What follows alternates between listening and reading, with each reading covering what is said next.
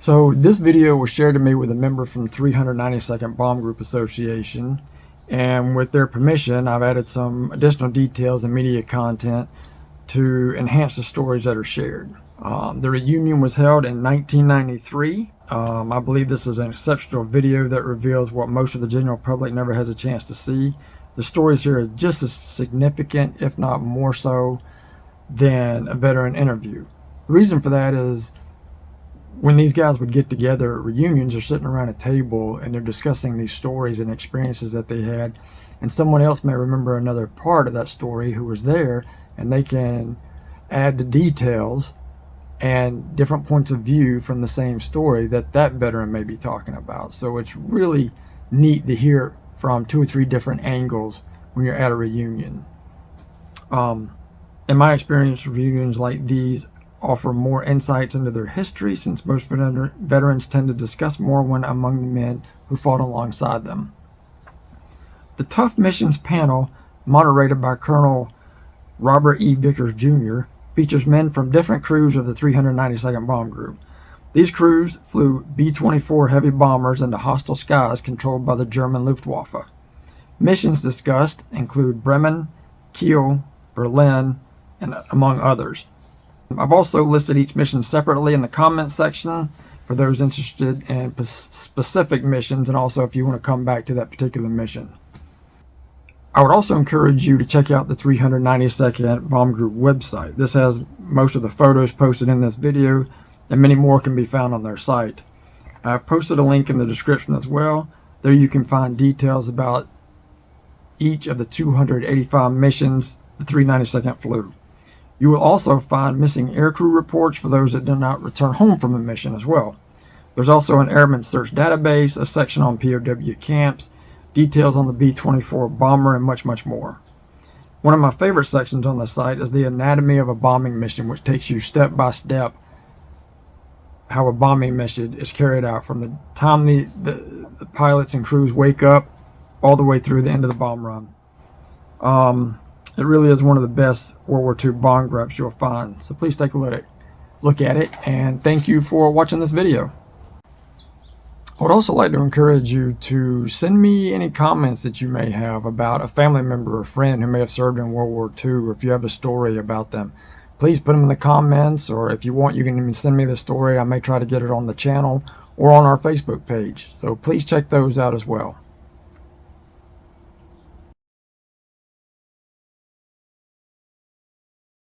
Today, it's my pleasure, and humble as it is, to present my panel to you on the tough missions.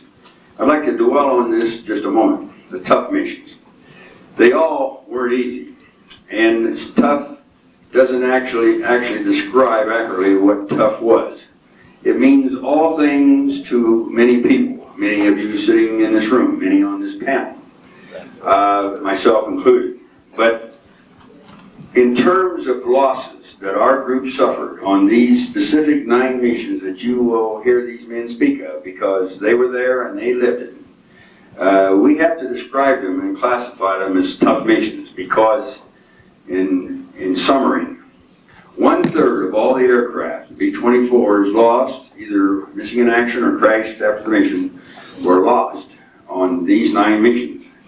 And recall that we flew 285, so you could get the impact of how, quote, tough they were. There were 558 men who became casualties, all categories. Now, not to say they all were killed, obviously not, but many were POWs, many were escaping evaders, many were wounded, and many suffered other consequences, and some did return to fly for cocaine. Now, there were certain missions called milk runs. Heard what a milk run is. Today it's going to be clear on takeoff over England. We're going to see everybody. There are no fighters, there's no flak, the target's open, it's going to be visual bombing. That's a milk run, the best as I recall. And I will tell you this, a lot of milk runs turned sour. They weren't milk runs, they were tough missions. Many of them weren't just that. So without further ado, we're going to hear the accounts of these men who actually flew them. I'd like to point out one extra thing. I got to introduce them first. 48 to 50 years after the event, memories of course fade. We're going to attempt to scratch the surface of just what happened, what they saw. You're not going to see the tension, the stress, the anguish in many instances of dealing with an airplane out of control or seeing a buddy go down off your wing. We're not trying to make this a Hollywood production. This is the way it was. So you're not going to see these things in many instances in these men's faces, but they will address their questions quite seriously. And so I would hope that you can read between the lines of what really went on as we try to unfold each of these missions. There's a lot of data on some missions, some of the ones that were what we would call hairy, they all were, and others, of course, of a lesser significance, but nonetheless, we lost a number of crews and men. Remember, the adrenaline flowed quick and fast to men who were 19 to 22 and on who flew these airplanes. The English weather was something to contend with, and you did that before you even got off the ground. Assembling a formation of 30-some airplanes was also a task in a small area not the size of Bernalillo County, where you're having your reunion in many cases, because you had 3 air bases and 110 airplanes in there and 3 bomb groups. So I really like to address all this to make sure to put it in context. Just not taking off from Albuquerque International Airport and just drifting over the mountains here. These men were flying in very difficult assembly, en route situations only to face the enemy. Without further ado, and I had to tell you this because this comes from my heart, and I admire every one of these gentlemen, everyone sitting out here. Now what we're going to do is address the panel. I'm going to introduce these gentlemen, and following that, we're going to go through each of the missions in a stepped order. And following that, I'm going to call on certain members of the audience who flew these missions also on other crews, and we'll step through them again. We'll watch our time. We probably will run about 2 hours. And as I have the audience participate, I will have the gentleman come up here and take this mic and stand here so the camera will get them, and you'll have a couple of minutes. I won't wish to be rude and cut you off, but we got to keep the story right on the target. So as you hear the mission, please try to think of how you may be adding something to it. Okay, without further ado, it's my pleasure to introduce these gentlemen. First, on my immediate right, Myron Keilman. He's a retired colonel in the United States Air Force. He lives in Sacramento, California. He was the 579th Operations Officer to begin with, and after the fourth mission became the commanding officer of the 579th Squadron, and he was that through the war. He flew 43 combat missions. He led many missions as what they called a command pilot, that is, flying up in the lead of our 392nd. Highly revered man and certainly well respected in our ranks.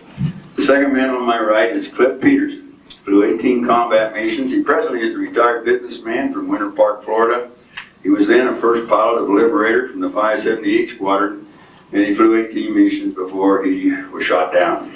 He was a POW, and he flew 2 of the tough missions we'll be talking about among, well, 3 as a matter of fact. And the next gentleman is Vernon Baumgart, retired Lieutenant Colonel in the U.S. Air Force, lives in Sheboygan, Wisconsin. He flew 25 combat missions as a lead pilot, and has some very interesting reflections on these missions. He was the first pilot, lead squadron, 579 Bomb Squadron under Myron Keilman, and he flew so many of these tough missions. The next gentleman is Jim Buzick.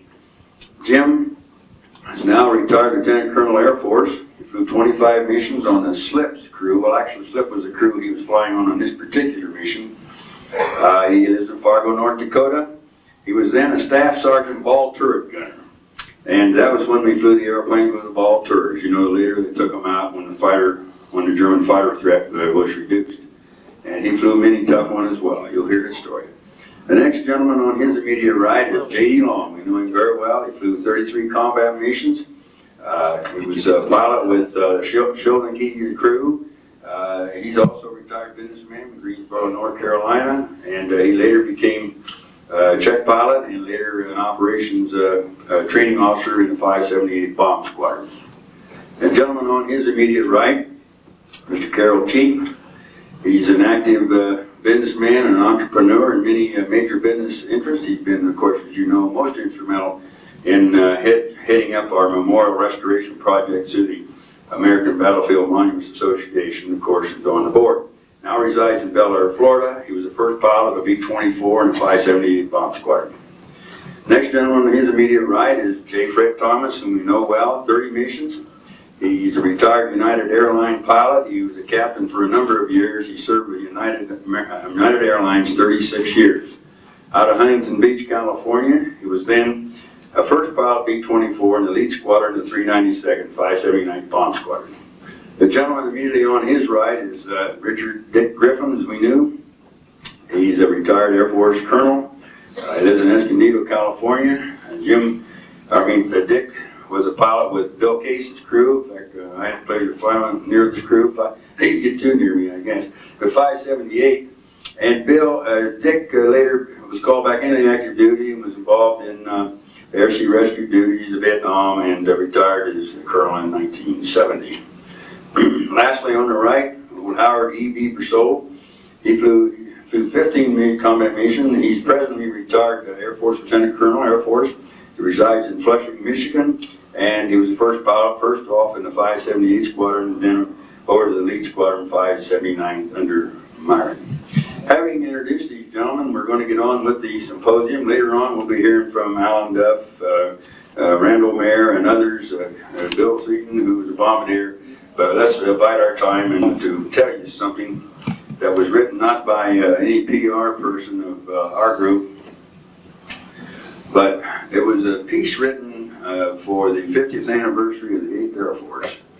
And I'd like to read it to you. Please, I hope you can bear with me here. And this is commemorating all the bomb groups and fighters that flew. It says, our mission was to defeat the Luftwaffe and destroy Germany's capacity and will to fight. Along with our valiant allies from Britain and around the world, we defeated the Axis powers. Our numbers exceeded those of any other Air Force in history, including over 350,000 devoted men and women. Our might was centered in 43 heavy bomber groups, of which the 392nd was the fourth oldest liberated group, and 4 medium bomb groups, 25 fighter groups, and 50 support groups. We flew 330,523 bomber sorties and destroyed 15,731 enemy aircraft. We had 261 fighter aces. I'm trying to set the stage of the tone and the intensity of the air combat that went over Europe. Our 8th Air Force men and women and the 2nd Air Division, of course, was the #1 division in the Liberator, in the air and on the ground with the distinction of having over 26,000 men killed, 7,033 wounded, 28,000 prisoners of war, 1,500 detainees. I won't go on to read the medals and things that people receive from these things. However, our unit was one of the 27 presidential unit citations granted for an outstanding mission accomplishment. In closing on this comment, we remember those years with sadness because of sacrifices made and the comrades lost. But we remember with nostalgia the exuberance of youth and the inspiration of fighting for rights. You can't say that anyone wasn't scared. They were. Okay, the first mission that we are going to address today has to do with a mission called Bremen, flown on November 13th, 1943. And the gentleman who will be addressing this first will be Myron Keilman. Medals and things that people receive from these things. However, our unit was one of the 27 presidential unit citations granted for an outstanding mission accomplishment. In closing on this comment, we remember those years with sadness because of sacrifices made and the comrades lost. But we remember with nostalgia the exuberance of youth and the inspiration of fighting for rights. You can't say that anyone wasn't scared. They were.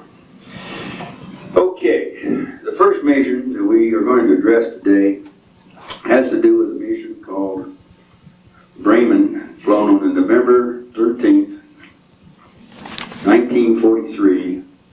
And the gentleman who will be addressing this first will be Myron Keilman and possibly Vernon Baumgart, who looked to his immediate right.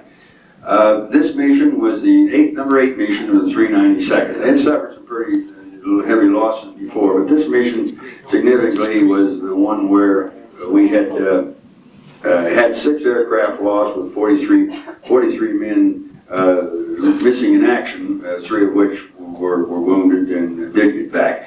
It was flown under the 2nd Air Division Field Order number 153, mission number 8, to Bremen, Germany.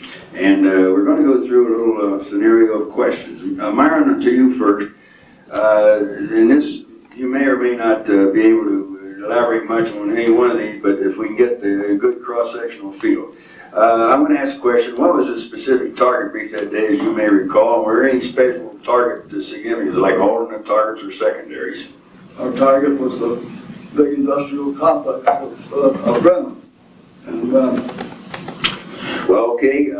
With regard, of course, obviously that's rail yards and marshalling yards and things like that, because our strategic objectives are not bombing the populous areas, but sometimes bombs when arrive. Anyway, the takeoff assembly and initial flight en route, were there any unusual circumstances you can recall? How was the weather? Do you remember that? Or was it fact? well, the unusual aspects of this mission, from my point of view, is that it was the first 1,000 bomber force attack on a target in Nazi Germany. It was the first time that our bomber forces had fighter cover the whole route. There were P-47s and P-38s. I understand on this mission that you were pretty heavily attacked as we get into the actually enemy defenses by single and twin engine fighters and pretty heavy anti-aircraft opposition. Do you recall about where they picked you up? Was the coast going in, or just how? Our fighters covered us from beginning to end. And it was good to see those contrails circling above us the whole route. I don't remember any fighter attacks, but I do remember the tremendous barrages and aircraft fire from the initial flight on through the target area. The Germans, of course, by that time would overrun Holland, and obviously they had a lot of front-forward fighter bases and flak installations. Did you recall anything going over around the Zuider Zee, Ostend, and on in there on this one? No, not specific. So you're saying really that most of the attack was probably concentrated in the immediate target area of MIPN? It was pretty cloudy day. The weather was heavy all the entire route. We had undercast the whole route, in and out, and I'm sure that the fighter forces, the German fighter forces, were affected by the weather. So as far as your particular ship, and you were flying an elite element of the 579th in the 2nd section, as I recall here, according to this particular setup. That is right. The 392nd was leading the 14th Combat Wing with Colonel Johnson and Lieutenant Lowell's crew in the lead, and the lead of an 18-ship block, and I was the command pilot with Lieutenant Castle's crew leading the high 18-ship block. Vernon, were you on this mission? Yes, I was. Pull that mic up over there. Well, you can use that one. No, I think you can use that one in the middle. No, I was on that one, but my recollections of anything significant just aren't there. All right, going down a bomb run, was it visual?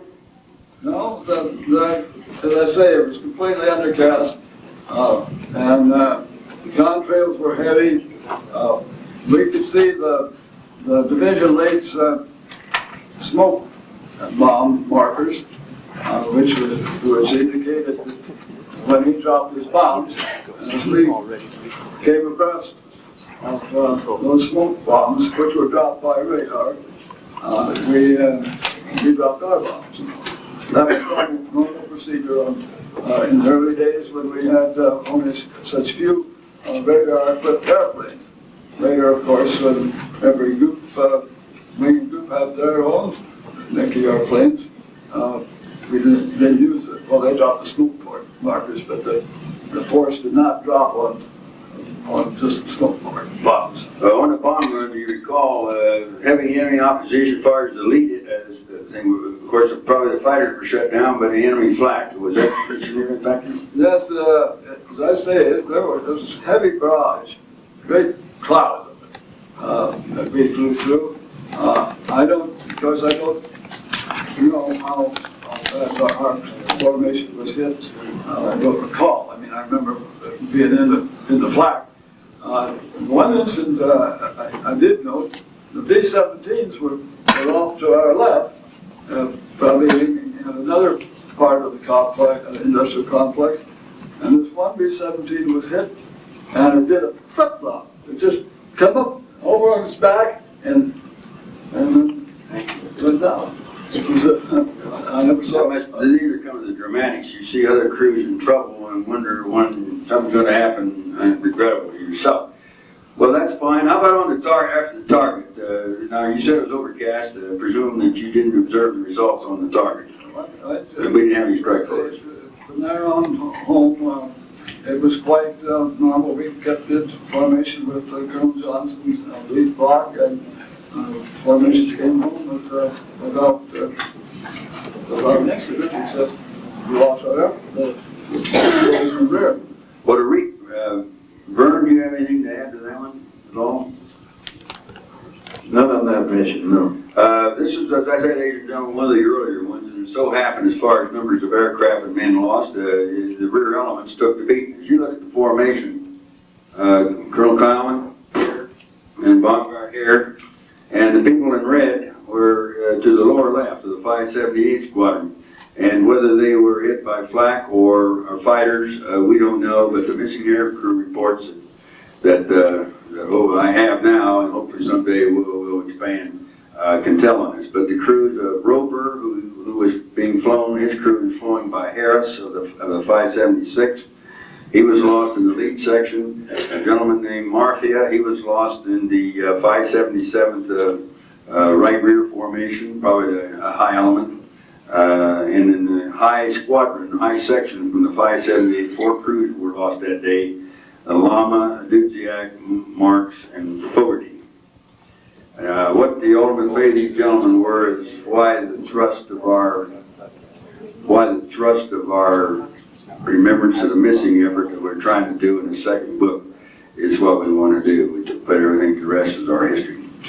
Okay, Myron and Vern, if there's no more on that one, we'll sort of proceed to the next set of information. And would that just about be really a long time ago? So pressing on. What was the date of that repetition? The Bremen mission. It was November the 13th, 1943. Well, I think the whole thing is all messed up. There was no fighter escort Well, on. sir, would you please hold until, no. I want the panel to address this, and then I want you to please keep your remarks till I ask for the audience. And I really mean this, because you can bring it all up and we can fold it into the story. I do appreciate this. I hope you understand. All right, let's go on to the Keihl mission, January the 4th, 1944. On the Keihl mission, this was mission number 22. Keihl Canal, January the 4th, 1944. Myron flew in this particular formation as a command pilot leading the 579. There were 27 crews briefed, and on that mission, of course, we lost 6 aircraft and 60 men. Cliff Peterson, who was on Myron's right, was also on there. So, and I hope I wasn't abusive to you, sir. I've got to have some semblance of running the darn thing. I don't mean it that way. Let's go through this again. This is Keihl Canal, long mission across Germany, or at least the Danish, or the peninsula extending over. About this target this day, let's talk briefly about how it was briefed. Was there any secondaries, and something about the early takeoffs? Myron, I'll let you get on first, and I'm going to get Cliff here. Well, our takeoff was quite normal. We were leading, I was just leading the group. The 44th, for sure, was leading the wing. And our takeoff was quite normal. Assembly was, as far as I remember, was normal. It was two blocks of what would be 18 airplanes if we were flying. That was the standard type of formation in those days. It was I have it undercat. We were there was an undercast, the whole road was dense contrails. Temperatures up at our altitude were minus 40 degrees below zero. I don't have anything on fighters. Cliff, okay, about getting on to the takeoff of the target. Did you remember anything as we took off, assembly, anything on your briefing, would stand out on this, anything about the weather? Well, the weather is a big thing that I can remember. It's cold. It's probably one of the coldest missions I can remember.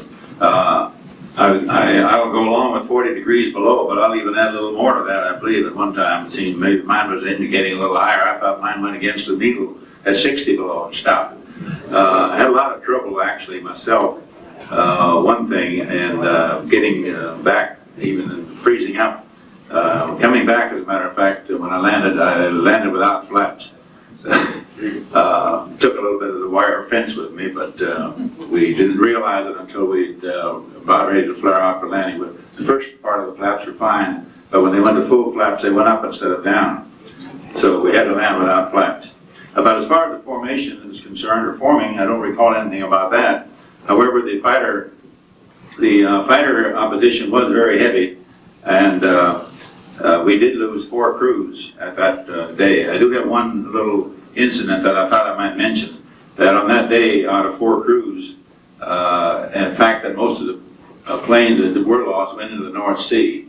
We had 32, from the missing aircrew reports, 32 killed and 18 POWs out of 4 crews, out of a total of 50 people. Maybe there was 5 crews, I believe.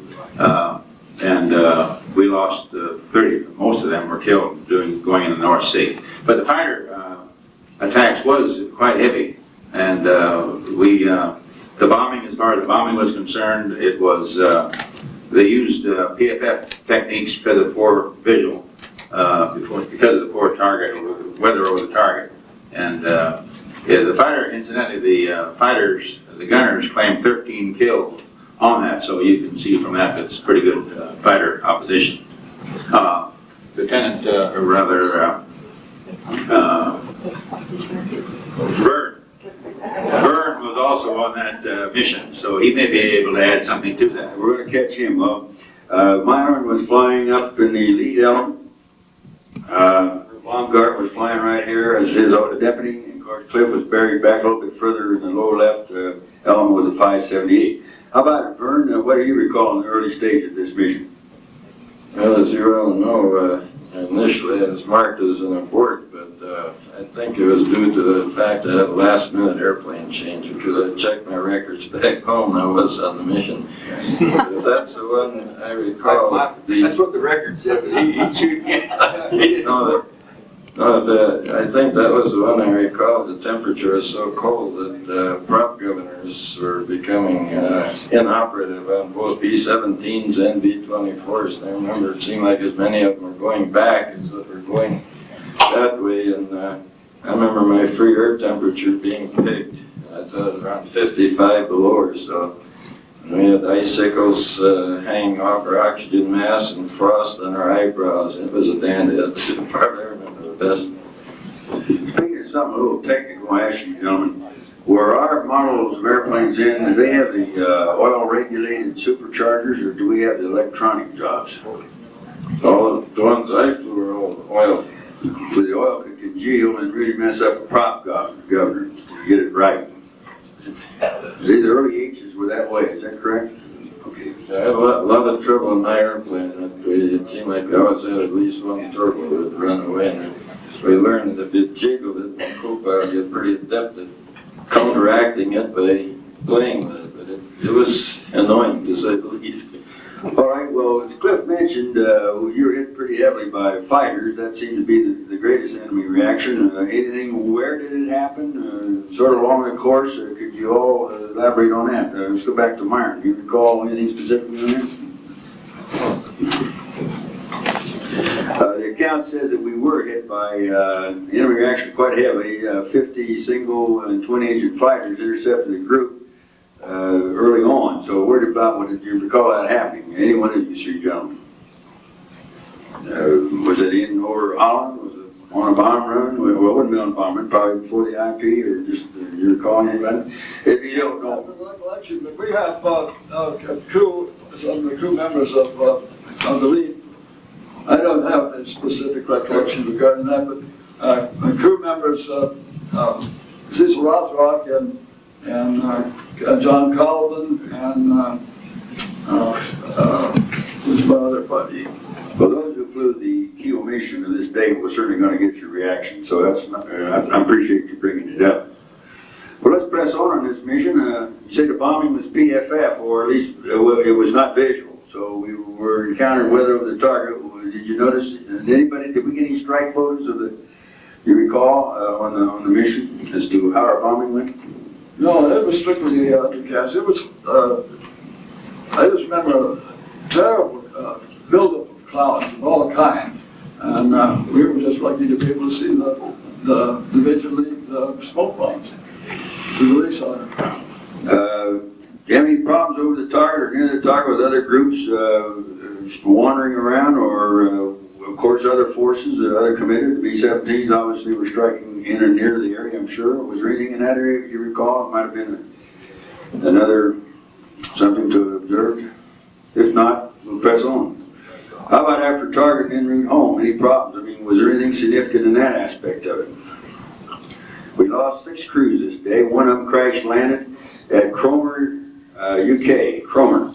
But before I elaborate on that a little bit, you gentlemen, I'm putting you on the spot. Anything else you may have? Total recall is impossible, we know. All right, well, the mission, of course, was also categorized as one of the heavier loss missions because, to all causes, a crew named Hall, flying out of the 579th, he was flying under Spartage. A gentleman named Waugh, W-A-U-G-H, the 578th, Lambert, the 577, Becker, Rigby, and Page, 6 crews. One crew got back to England and all got out safely. This is a very interesting aspect that I just learned through the good graces of Jim Gore. The Waugh crew crash landed in Dennis Duffield's backyard. He, for a long time, wanted to know what B-24, his father was out doing something, fishing or hunting or what, and his airplane kept clipping out through the trees or whatever it was, and they went over to help the crew. And I don't know the whole story, but isn't that interesting? Many years later, our young man who sort of is steeped up in our history at Wendling, Dennis Duffield, this airplane landed in their backyard virtually. Okay, well then I guess we'll just press on from the Keihl mission and go to the mission of Gotha, February the 24th. I know Gotha is going to be a mission which most every man and woman was certainly heard some account of. Before I dwell on Gotha, I'd like to point out that this group was briefed according to the record for Gotha, which was the German aircraft production, which I know Myron and these other gentlemen will comment on. But we were briefed for this mission initially on the 20th of February.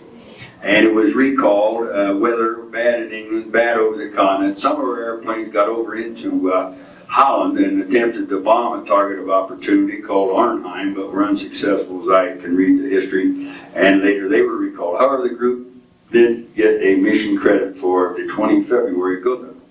Bringing us on now down to the mission that was flown on the February 24th, 1944. It goes down in the annals of the 8th Air Force history as one of the most accurate bombing missions ever laid on by the 392nd. They did, and they were well above average in all other categories. This mission was number 41, the Gotha, the 24th Feb. It was 2nd Air Division Field Order 213.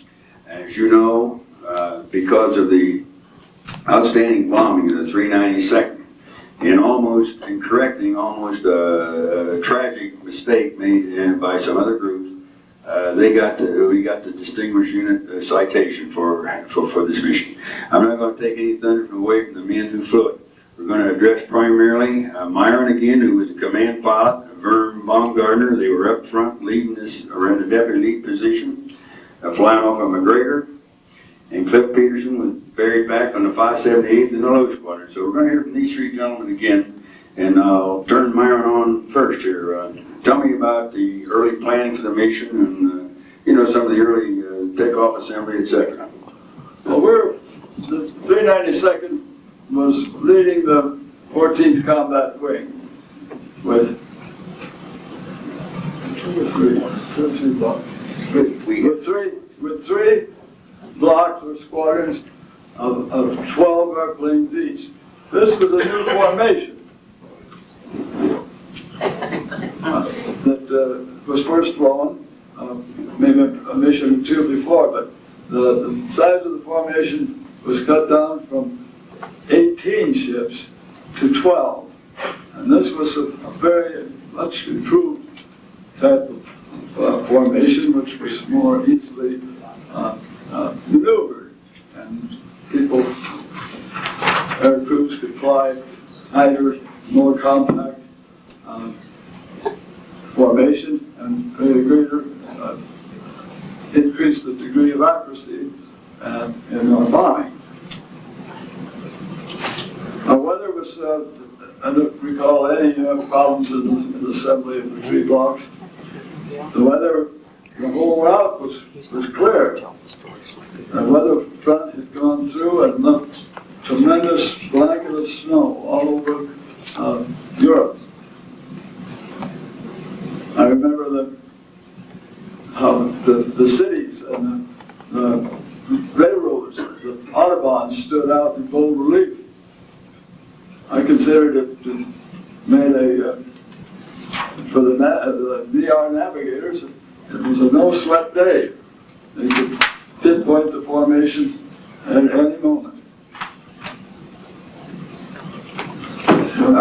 One thing, Myron, would you mind briefing specific, because I know you have it right on, the Pacific target. I wanted to add that with this tremendous visual weather, it also made a field day for the Luftwaffe.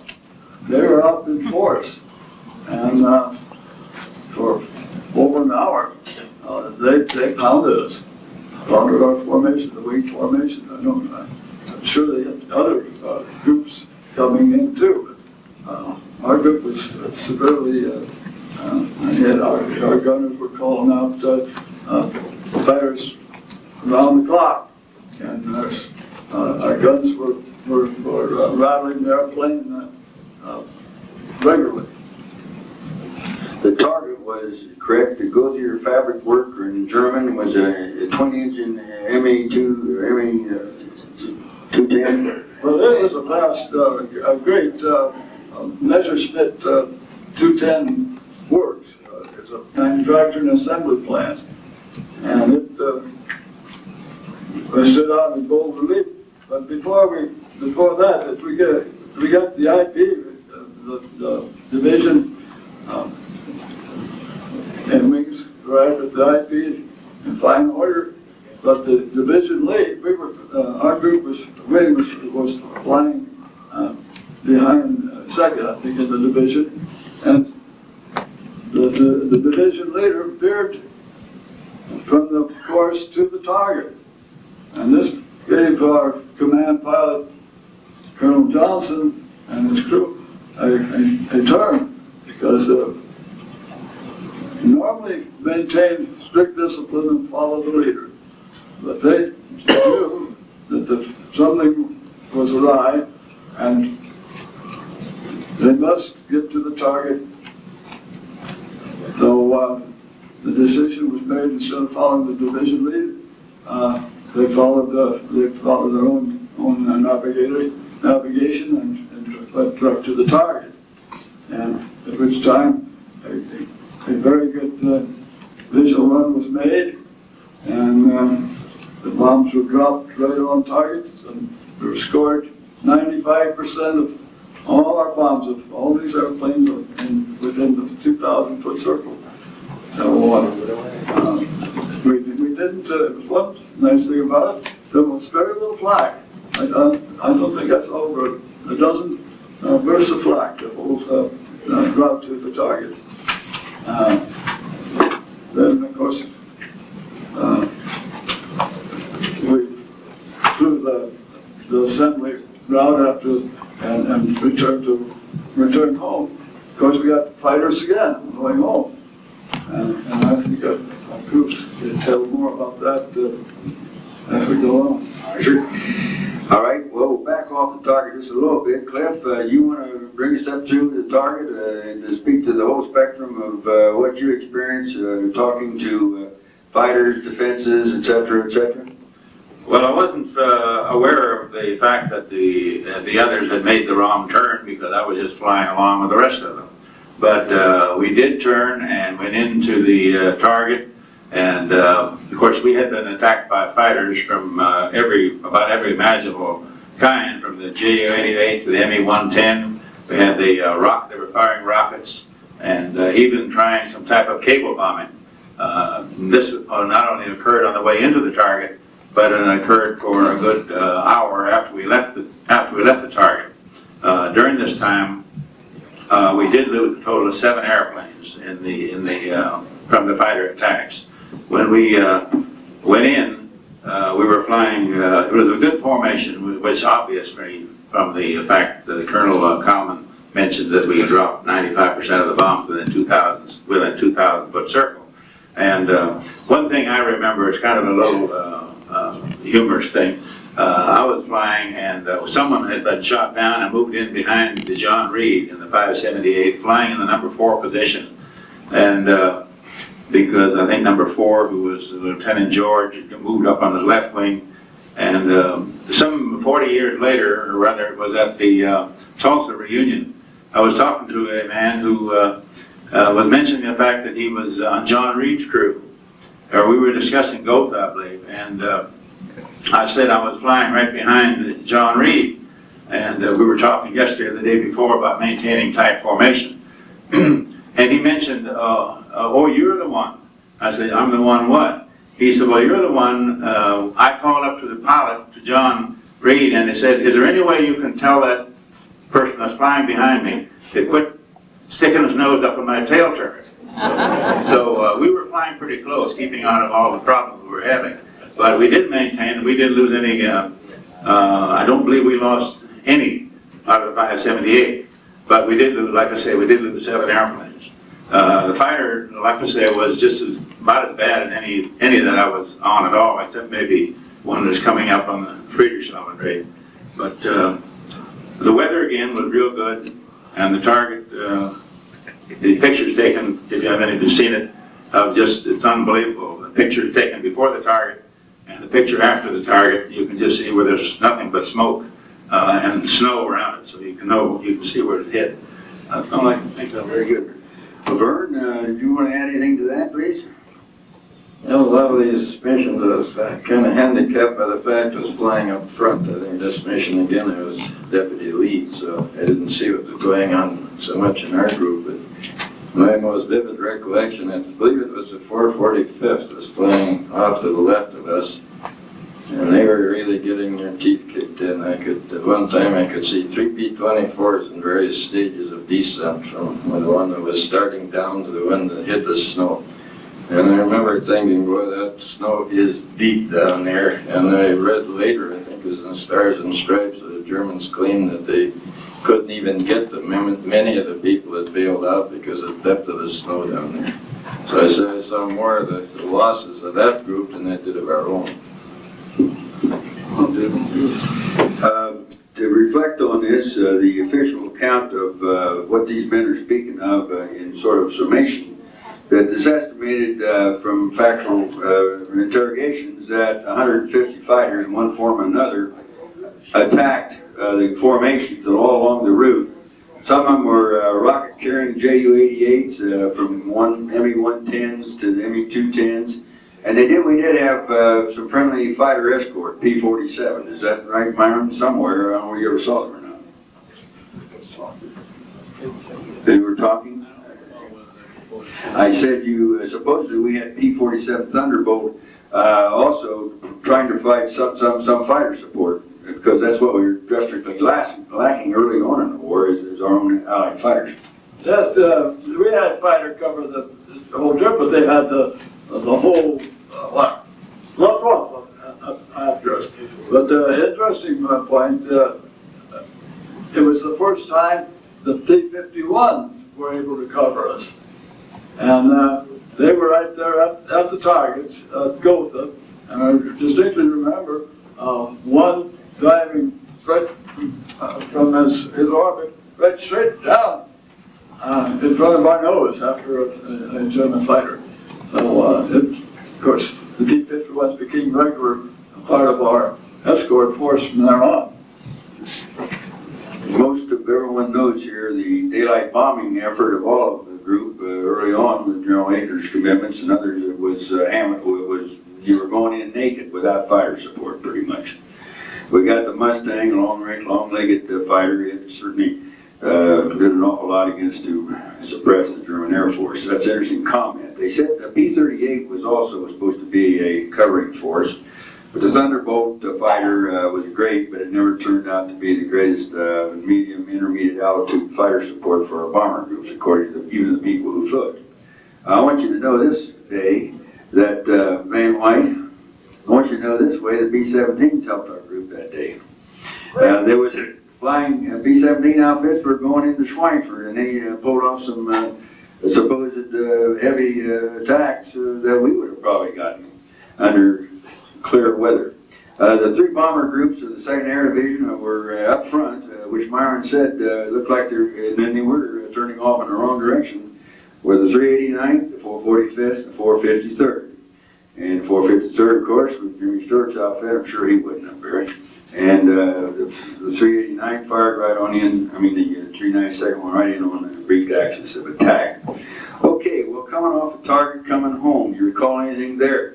I do know that a couple of these gentlemen were lost after target. I'll brief who was lost. In the 579th, a gentleman named Johns, then Peterson, and White, Schlossberg, and Barnett. And 577 was White, Schlossberg, and Barnett. 576 was Cox, and down in the 577 flying another element was Johnston. So a total of 7 airplanes were down that day.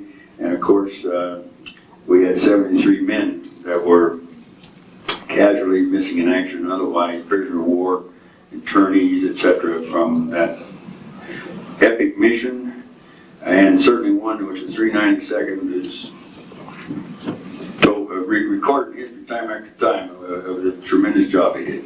And may I ask them, coming home off the target, clear weather, was there anything spectacular, unusual, or whatever would have happened there that you may recall we should possibly crank in here a little bit? I don't remember any difficulties in returning to base. Cliff, you? No, nothing other than the fighters continued all the way, pretty much all the way back, even then, but not as bad as they were before the target, when we lost all our airplanes. And we were starting to fly these new formations of 12 ships max, is that right, Myron? I know 36 people were briefed, so that would be 3 sections or 3 squadrons. Yes, this is the first time that I recall that we flew the 12-ship formation. For Gotha, you can read it in history, and it was called the Battle of Gotha, and rightfully so. But if nothing, any other comments, we'll go on to the next category of missions, which we will cover here in this. And we'll get some comments from the audience later regarding these. Let's go to the mission which is etched tragically in many, many men's minds, because an awful lot of lives were affected by this one. And it's the Friedrichshafen mission of March 18th, 1944. It was a field order, 2nd Air Division, 236, mission number 53. 29 crews were briefed for the mission, but very few got home. Again, the gentlemen immediately on my right were ones we're going to ask to cover the mission, so we want to be sure that we can try to capture the intensity of air combat going on here, because when you lose 16 airplanes and crews and some 150 some men, I mean, you know, in a space of a few moments, it's just terribly intense and stressful. Okay, Baumgart, I'm going to start off with you. Now, in this particular mission, ladies and gentlemen, 579th was leading the 392nd. We flying with a couple sections here, a lead and a low, but Baumgart. Vern was the lead pilot, with Myron as the command pilot. So Vern, how about starting off with you? Let's talk about the beginning of the missions and sort of kick it off over till we got over enemy territory. For the target area. I'd like to dwell on target area a little bit more a little later on, so try to stop short of what happened actually in the actual target area. Well, unlike Myron, I normally don't have the records and that, like, you know, the assembly and all the rest of it, but I know one thing that happened prior to the mission probably was indicative of what could happen to us, because I had flown one mission with the 93rd Group before I was assigned to the 392nd, and the rest of my crew hadn't flown. So the 2 days before we had flown a mission to Friedrichshafen, which was ineffective, and my co-pilot had taken the rest of my crew over. And any time that you didn't do a job on a target, you could expect the next time you came there, they were waiting for you, which they were. And so this was one of the things I say we shouldn't have been too surprised, because there's a vast difference between those two missions. So now, if I let me take this now. Well, let's go down to the target area. If you don't mind, sir, we'll just press on up to the actual start of the bomb run and what happened subsequently. So let's go over here to Cliff. Now, Myron and Vernon were flying in the lead, and Cliff was flying in a 578, probably in a high element. And of course, Cliff and his crew were shot down on this mission. So stop short of the actual tragic event, Cliff, and tell me what your reflections were as you pressed on from Wendling on down here. Well, do you mind first if I go back just a little bit? Not at all. The mission was brief. We had two targets actually for that day, which was Friedrichshafen and Russelheim, which is right outside of Frankfurt. They learned about 8 o'clock that our primary would be Friedrichshafen, and takeoff was not until about 10 o'clock. The forming was all right until we got just past the over the channel into France. Then two of our aircraft collided just going over France, and we lost, I imagine, just about all of the members of both crews. We proceeded on to the target. There was no problems as far as any opposition was concerned at all on the way to the target. The weather was good, and we were flying at about, I think, around 19,000 feet, if I recall right. Did you want me to go? No, I don't want to. I prefer not to go into the target area just yet. I realize you probably didn't want to go into the target area after it was all over. But I mean, let's stop short on the narration if you don't mind, Rick. There was at least four of our aircraft that aborted, so we went in from originally 28 back to about 20. Actually, I think about 22 when over the target. Myron, on the early stages of the mission, anything unusual in the planning? Other than you gentlemen haven't covered. I don't want to go into the target just yet. Well, it was a beautiful day. We were paralleling either the first or the second or third division of B-17s all the way in. They went on to Regensburg or the lake, where we turned right at just east of Lake Constance and into Friedrichshafen. But there was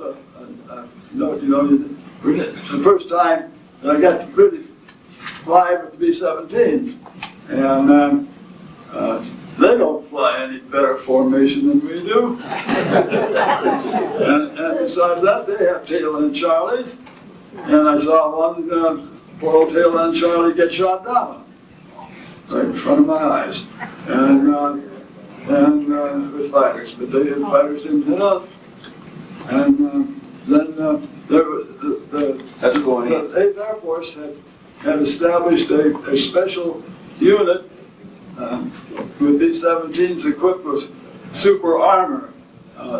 All of the airplanes, and of course I'm sure the people, the gunners and all were armored too. And there was a formation of 6 of these B-17s flying, good formation, and they were just kind of moving back and forth, passing back and forth. I thought, well, that's kind of funny. And I didn't realize that until later that they had developed or had tried out this form of formation with special airplanes to attract fighter attack. Anyway, the fighters still hit their forces. So we had good fighter cover. The contrails above us were orbiting just beautifully. And then we turned into the target. And I'd like to hold right there for a moment, sir. Does anyone recall any other specifics about the two crews that collided, I guess over France, you said, Cliff? We had two aircraft come together, Anderson and Dalton's crew of the 577th had a tragic mid-air collision. Presumably, I've read by what accounts that Anderson got into prop wash and drifted back, and Dalton cut the tail off of his airplane. The one thing that probably prevented many from seeing it, because actually, if you hold up the formation there, you'll see that they were the very last two airplanes. So the other part of the formation were probably not too aware or were able to see just what happened. Well, we're going to pin this down, and I think the MIA showed that Macker, that Anderson's crew all perished, and some of Dalton's, including himself, I believe, got out of the airplane. Well, all right, now we're going on down, and you did have fighter escort. What type of fighters were briefed for you? You recall? 38s or something like that? Well, they were pretty circling up there. Well, he mentioned they had fighter escorts, but apparently their timing being late caused a lot of havoc. Oh, well, this is on the way in. Yes, going in. You know. All right. Well, now we're at the IP. The weather was great. Did you have any flak or much affecting you going in up to the IP? Cliff? The flak that I recall did not occur until we were into the bomb run, and then it became very intense. I think maybe Colonel Keilman could explain a little more about the fact that the 44th that was ahead of us was forced to make a 360-degree turn. And of course that left us not only the formation a little bit confused, but also left us well behind, which will come up later, from any type of being able to avoid any fighter opposition.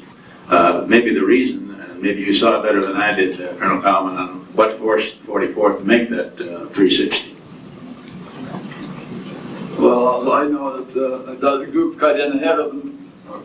They cut them out. Forced them out of position, they had to do a 360 and wind up behind us. But the flak, we were flying right along the north shore of Lake Constance, and they had the batteries, their anti-aircraft batteries positioned all along there, and it was just accurate and intense. Not only visual, but they no doubt had their radar working very good. And every shell that went off, that burst, was right in our formation. And before I knew it, we were hit. The flak was, of course, clattering all over the airplane. And then once the airplane seemed to stop. And of course, Vernon, being on the gauges and flying the bomb run, recognized the problem immediately and feathered number 4. But here we slowed down from our regular speed of 160 to about 150. With that, the formation pushed ahead of us, and I looked around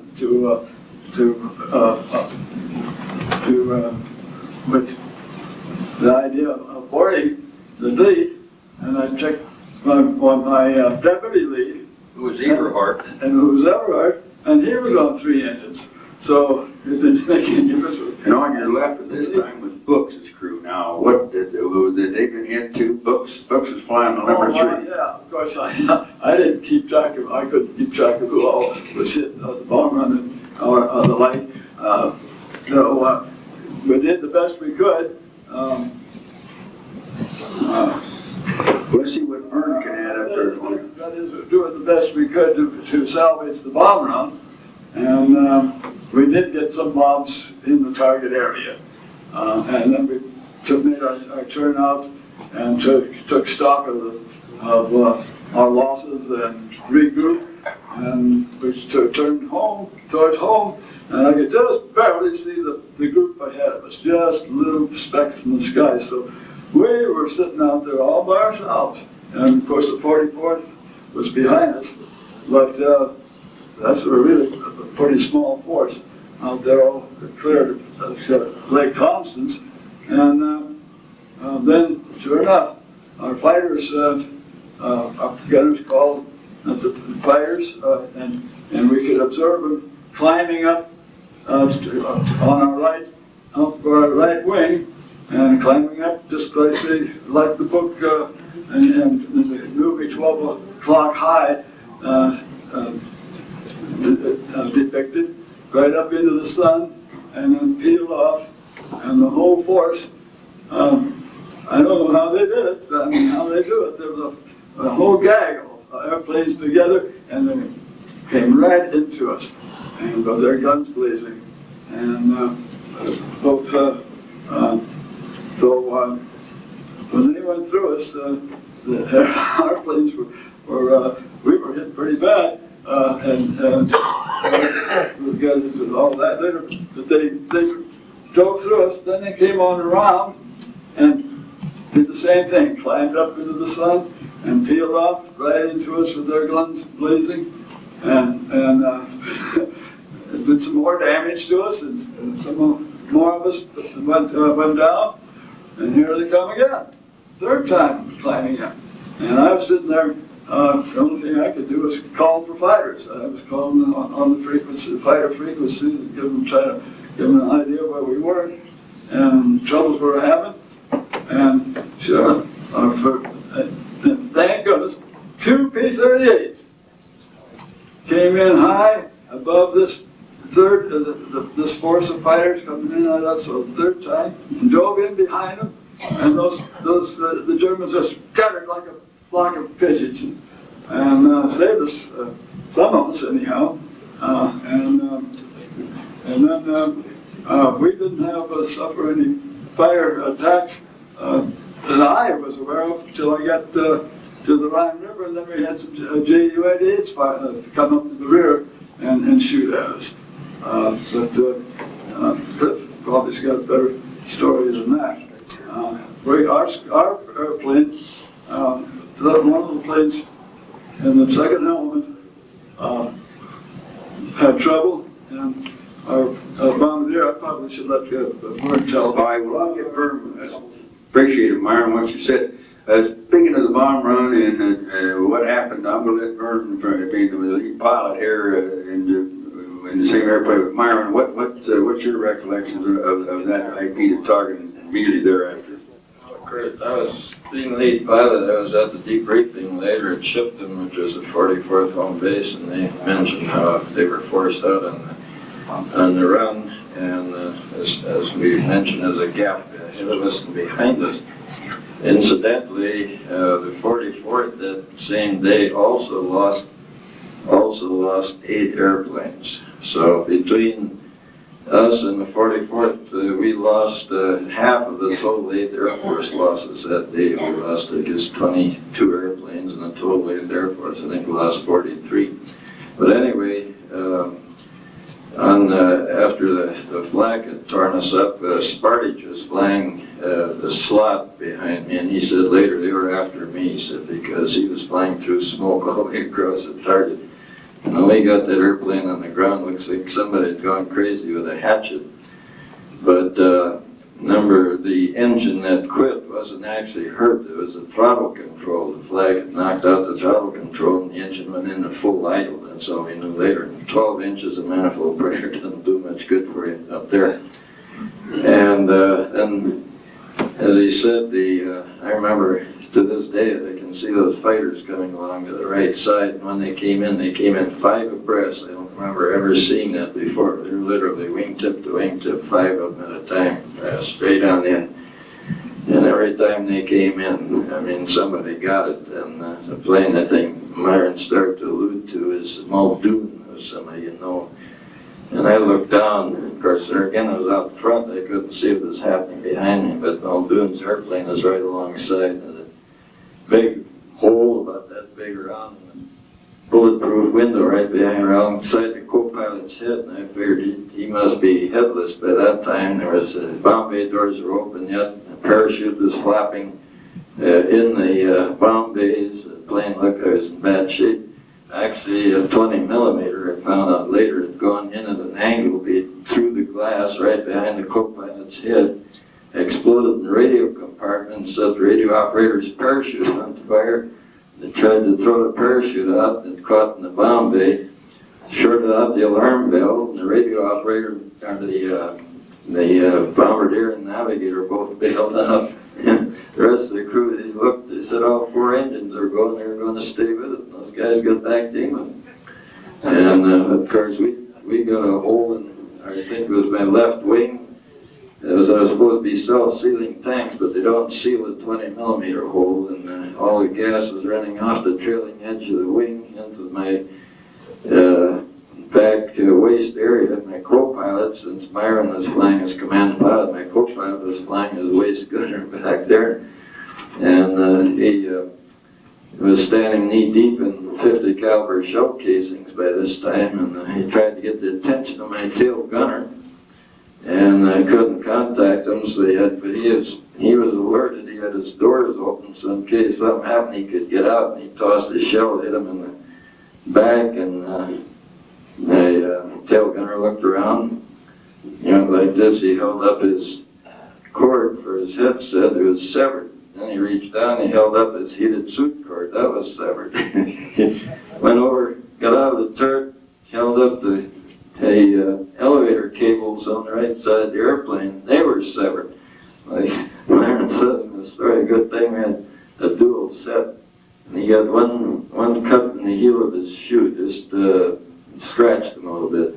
And our navigator, I was cruising along, all of a sudden he looks back at me out of the astrodome, and he went like this, and his whole face was full of blood. He'd been looking at the little blister, and something hit it about that time, and shattered right in his face. And he later lost one eye. They were able to save one. And then he and the bombardier was flopping around in the nose. My bombardier, who was never trained on the Sperry site, was a glorified nose gunner. He called up. He was a little excited about this time. He says, the bombardier is trying to throw the navigator out. What he was actually doing, the navigator was in shock, and he was trying to bail out without his parachute. The bombardier was trying to stop him. Next thing he says, the whole nose is full of blood. Well, it was hydraulic fluid, which is red in color. He could see some of it splattered up on Myron's boots there, and I guess he thought maybe that's all was left of Myron was his boots. It was a little bit hectic for a while. You could probably leave it go there. They could probably have a little more. Well, you can imagine there was no levity in the cockpit when this was happening. I don't know why in the world they ever made hydraulic fluid red, but we know. Well, that's incredible. And of course, the whole left side of your formation was pretty well wiped out, as you later saw. Books on your left wing, and then Sharp behind him, Johnson and Muldoon you mentioned, and Bruce Suey, the 578. But at the target area, there's a gentleman who, if he hadn't been as big as he is, I don't think he'd have manhandled his B-24, but this is probably one of the most interesting stories, too, I've ever heard. Cliff was flying in the 578 section off of Vernon and Myron, leading an element.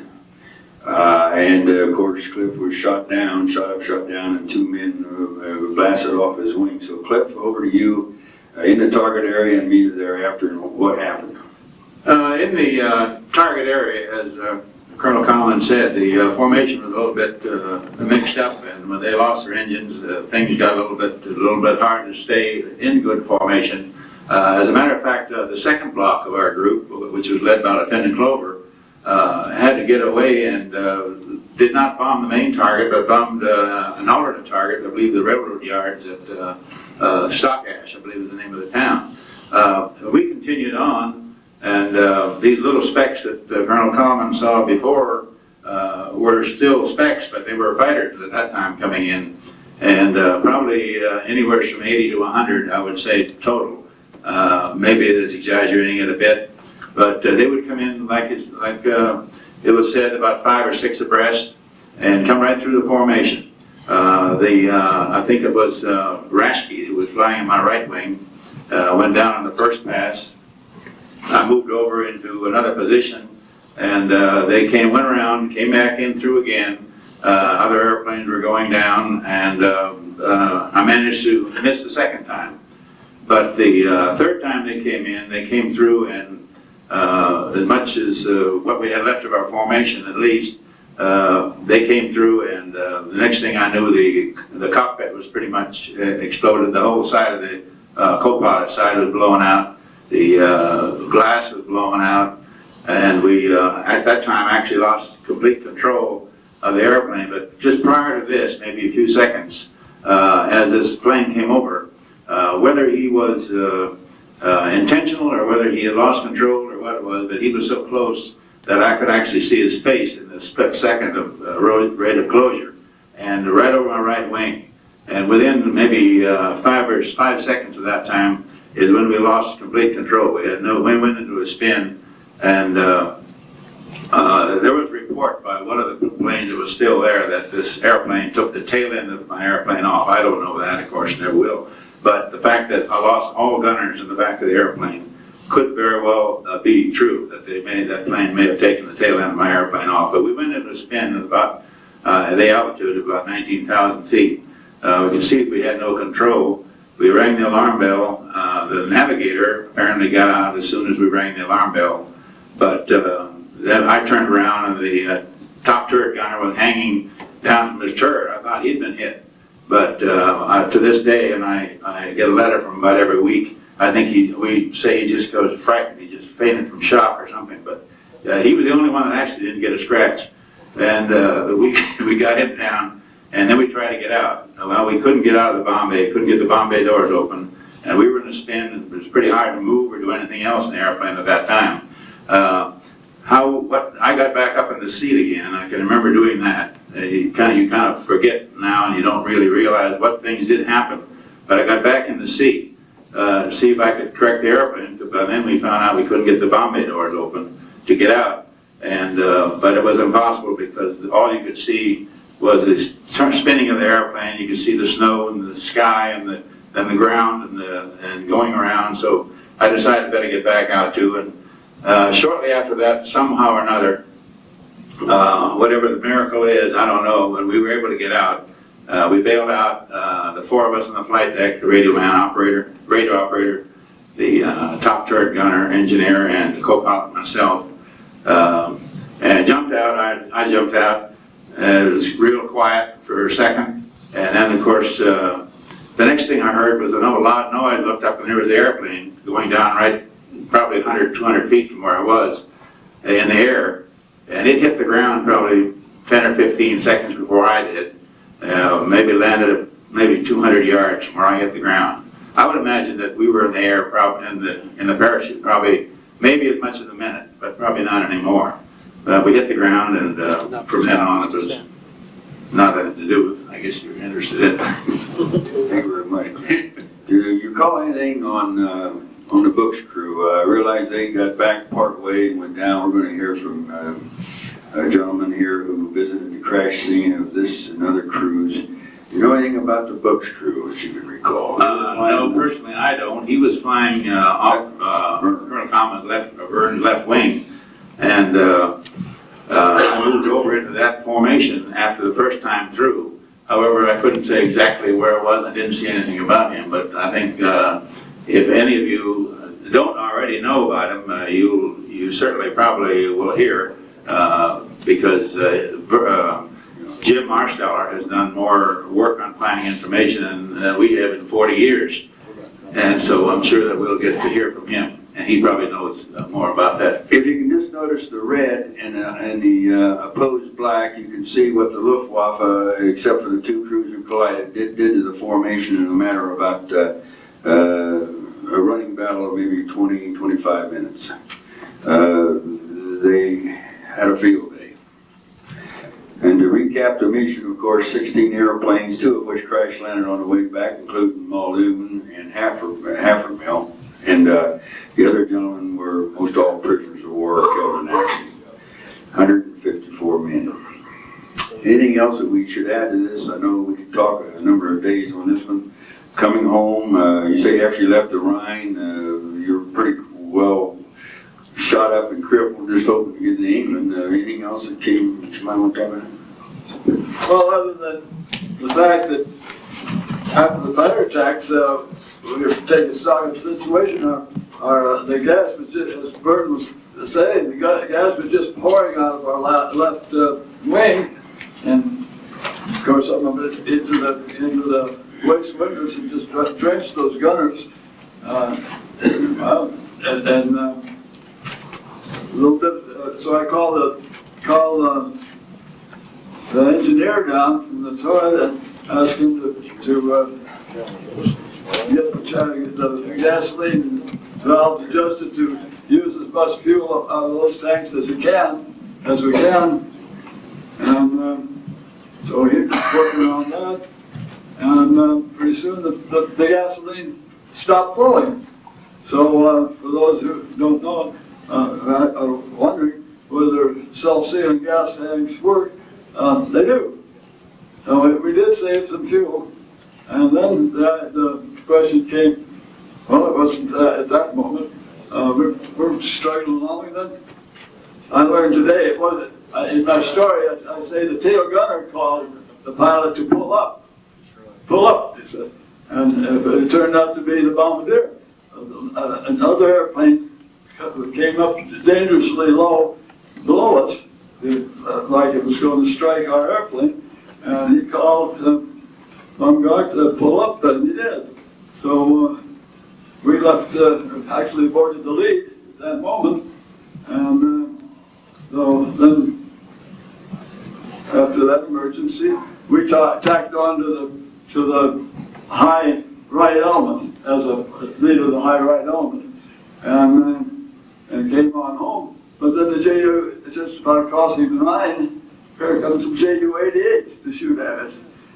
Luckily, they didn't hit us, but here, these explosive shells off our right wing, and then here they be off the left wing, and sure enough, they hit us. We wouldn't be here today. But we got back to, we followed through the formation on home, around to England, and then, wait a minute. You want to talk about going to Switzerland, Vern?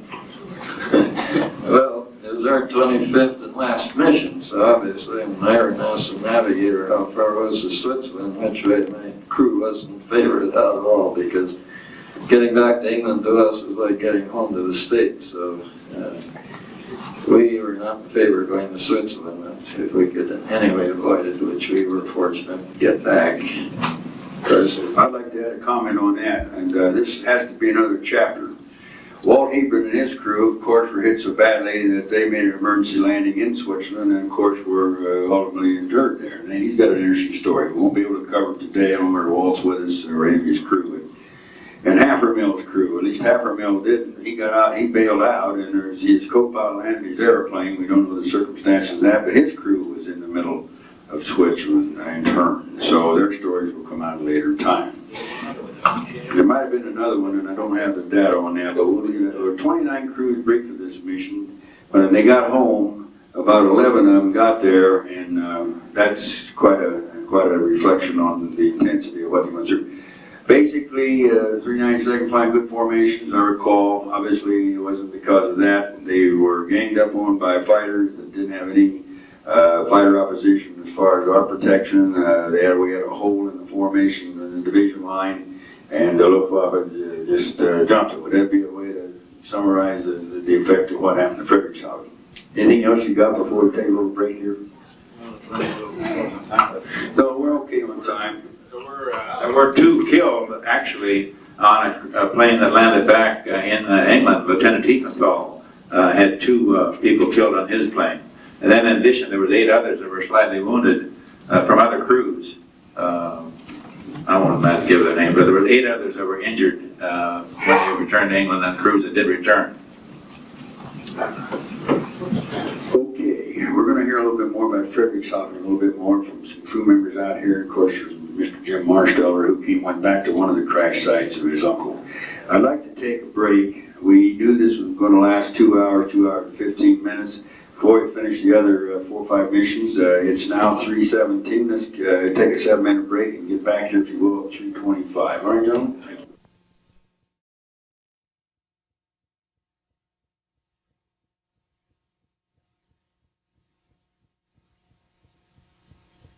Talking a little bit more from some crew members out here. Of course, there's Mr. Jim Marsteller, who went back to one of the crash sites. 18 crews were briefed for the mission.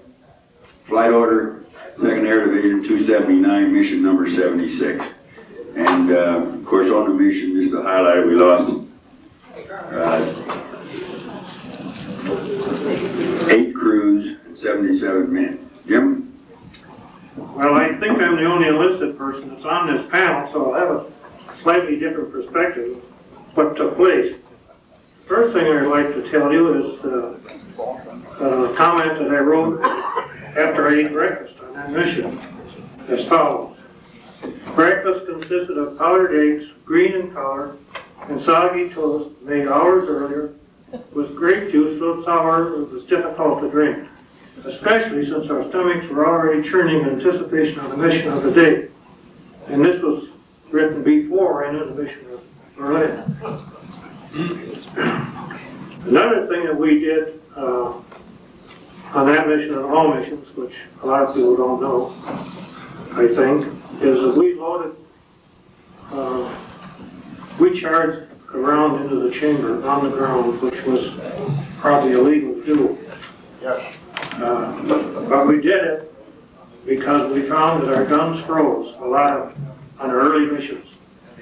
So we charged around in the gun and everything went fine except once when the guns ran away on the Vulture, or the tail gunner, and he couldn't stop it until about 75 rounds had shot out. And we shot the corner off a brick house about a half mile from the base. We had a little bit of difficult time explaining that, but we did get through. Nobody got court-martialed. Perhaps we shouldn't, but we're more interested in surviving, worrying about some of the houses around the base. I was on the lead crew of the 577th, starting in Alamogordo, and on this particular mission, prior to this one actually, we had lost our lead crew status because Mel Draper had been injured in a taxi cab accident in London. That he was our first pilot. Doc Wendling had moved up to group bombardier.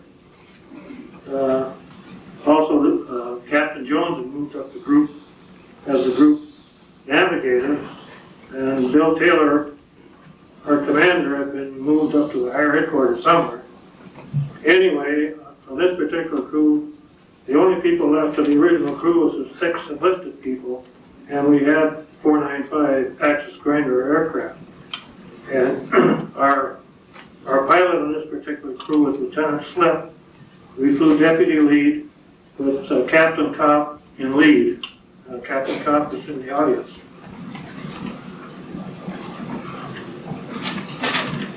We were about 3/4 of the way to Berlin when we had a problem.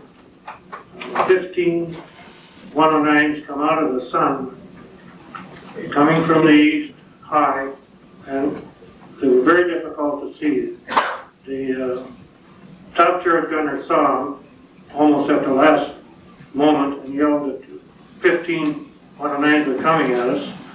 About that time, we got hit with 5 20mm explosive shells. I was in the ball turret. My turret got hit with an explosive shell. It went through the ammunition can and it blew up most of the ammunition in the ammunition can. Shattered a window that I looked through that was an inch thick. And so consequently, for the next minute and a half, I didn't know what the hell was going on. The next thing I remember is being up in the turret, trying to put my parachute on, because I couldn't wear a parachute in the ball turret. And I looked up and the waist gunner had been hit by a 20mm shell also, and he was bleeding profusely from a wound in his rump.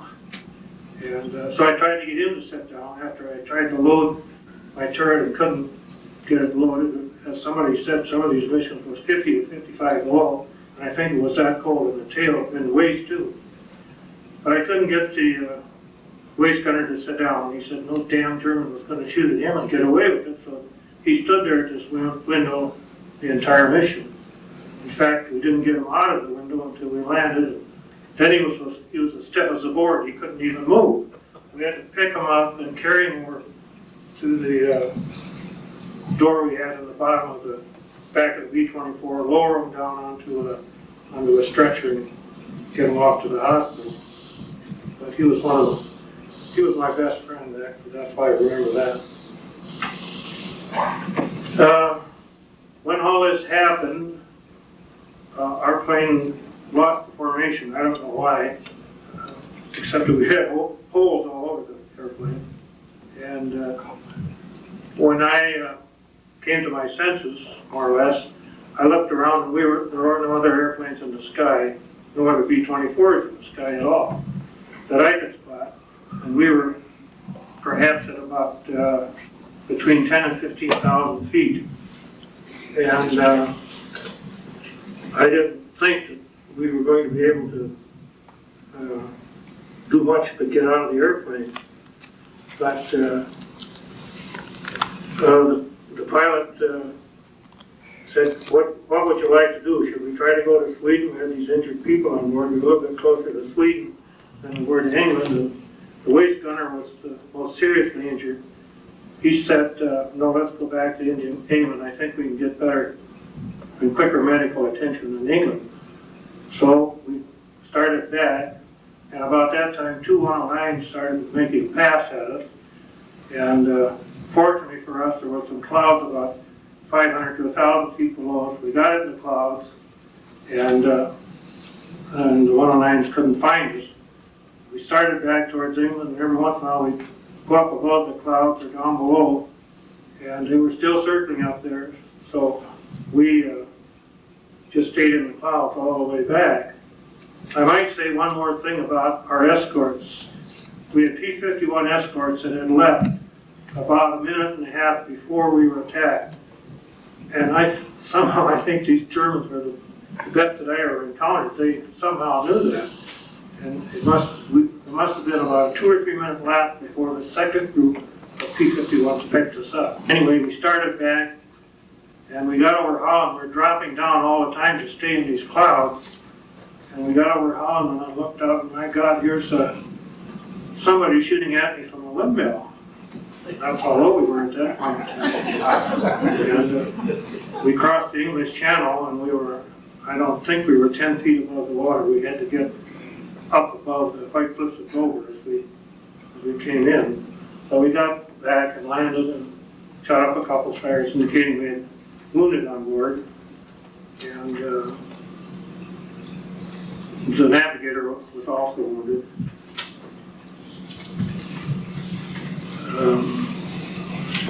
I can't tell you anything else about the mission. That's fine, Jim. We appreciate that account. And I know in a few moments here we're going to have an audience participation, and COP, of course, leading the 577s, I'm sure will reflect on this as well. To discuss and look at the pictorial of the mission, there were 7 crews lost on this mission, or shot up, at least not lost totally, but the airplanes were. We had 1 return to England and bail out Reed's crew, a very crippled up airplane, uncontrollable. And for whatever reason, no one ever knew. But one of the crews, Freeman, in the traffic pattern, exploded over Wendling. And so I believe, if I'm not mistaken, from what I've learned, this is probably one of the first long-range escort missions that the P-51s were able to take us to Berlin. Am I correct on that? Because this was one of the early missions in 44. Yeah. And I know that was a relief to everybody. All right, turning on, thank you very much, Jim. I appreciate that, and we'll get a little bit more on that just a little later. We're going to go to the next mission, which was May 29, 1944, to a place called Politz. I can't find it on the map anymore. I guess perhaps it was something else today. I've got 2 gentlemen here on the panel, and I'm going to just turn it over to them and let them tell you about it. It was the 2nd Air Division Field Order 312, mission number 95 of the 392nd. 27 aircraft was dispatched. Carrol Cheek was flying up in the front wing lead position of the 578, and on the right wing deputy lead, J.D. Long was flying pilot with George Blair and Reed. So I'll get Carrol on first, and then I'll get J.D. or however you all want to do it. J.D., go ahead. All right. Warren's Poking assigned me to fly in the right-hand seat of John Reed's ship in order to break George Blair in as a command pilot. It was George Blair's second mission, I think. So I had the command pilot's write-up and what have you. We took off and flew our normal mission. Crossing the German coast, I heard our navigator call in and say we're on time and on course, and we were 10 minutes ahead of schedule, which scared the hell out of me because our fighter pilots were 10 minutes behind. But I couldn't figure out how to get in touch with them, and so while I was trying to listen to see what I could do, I kept hearing the B-17s on their way to Berlin, and they were saying, "Hello, little friends, are you happy?" And the little friends would say, "Yes, big friends, are you happy?" And they kept this going back and forth the whole time.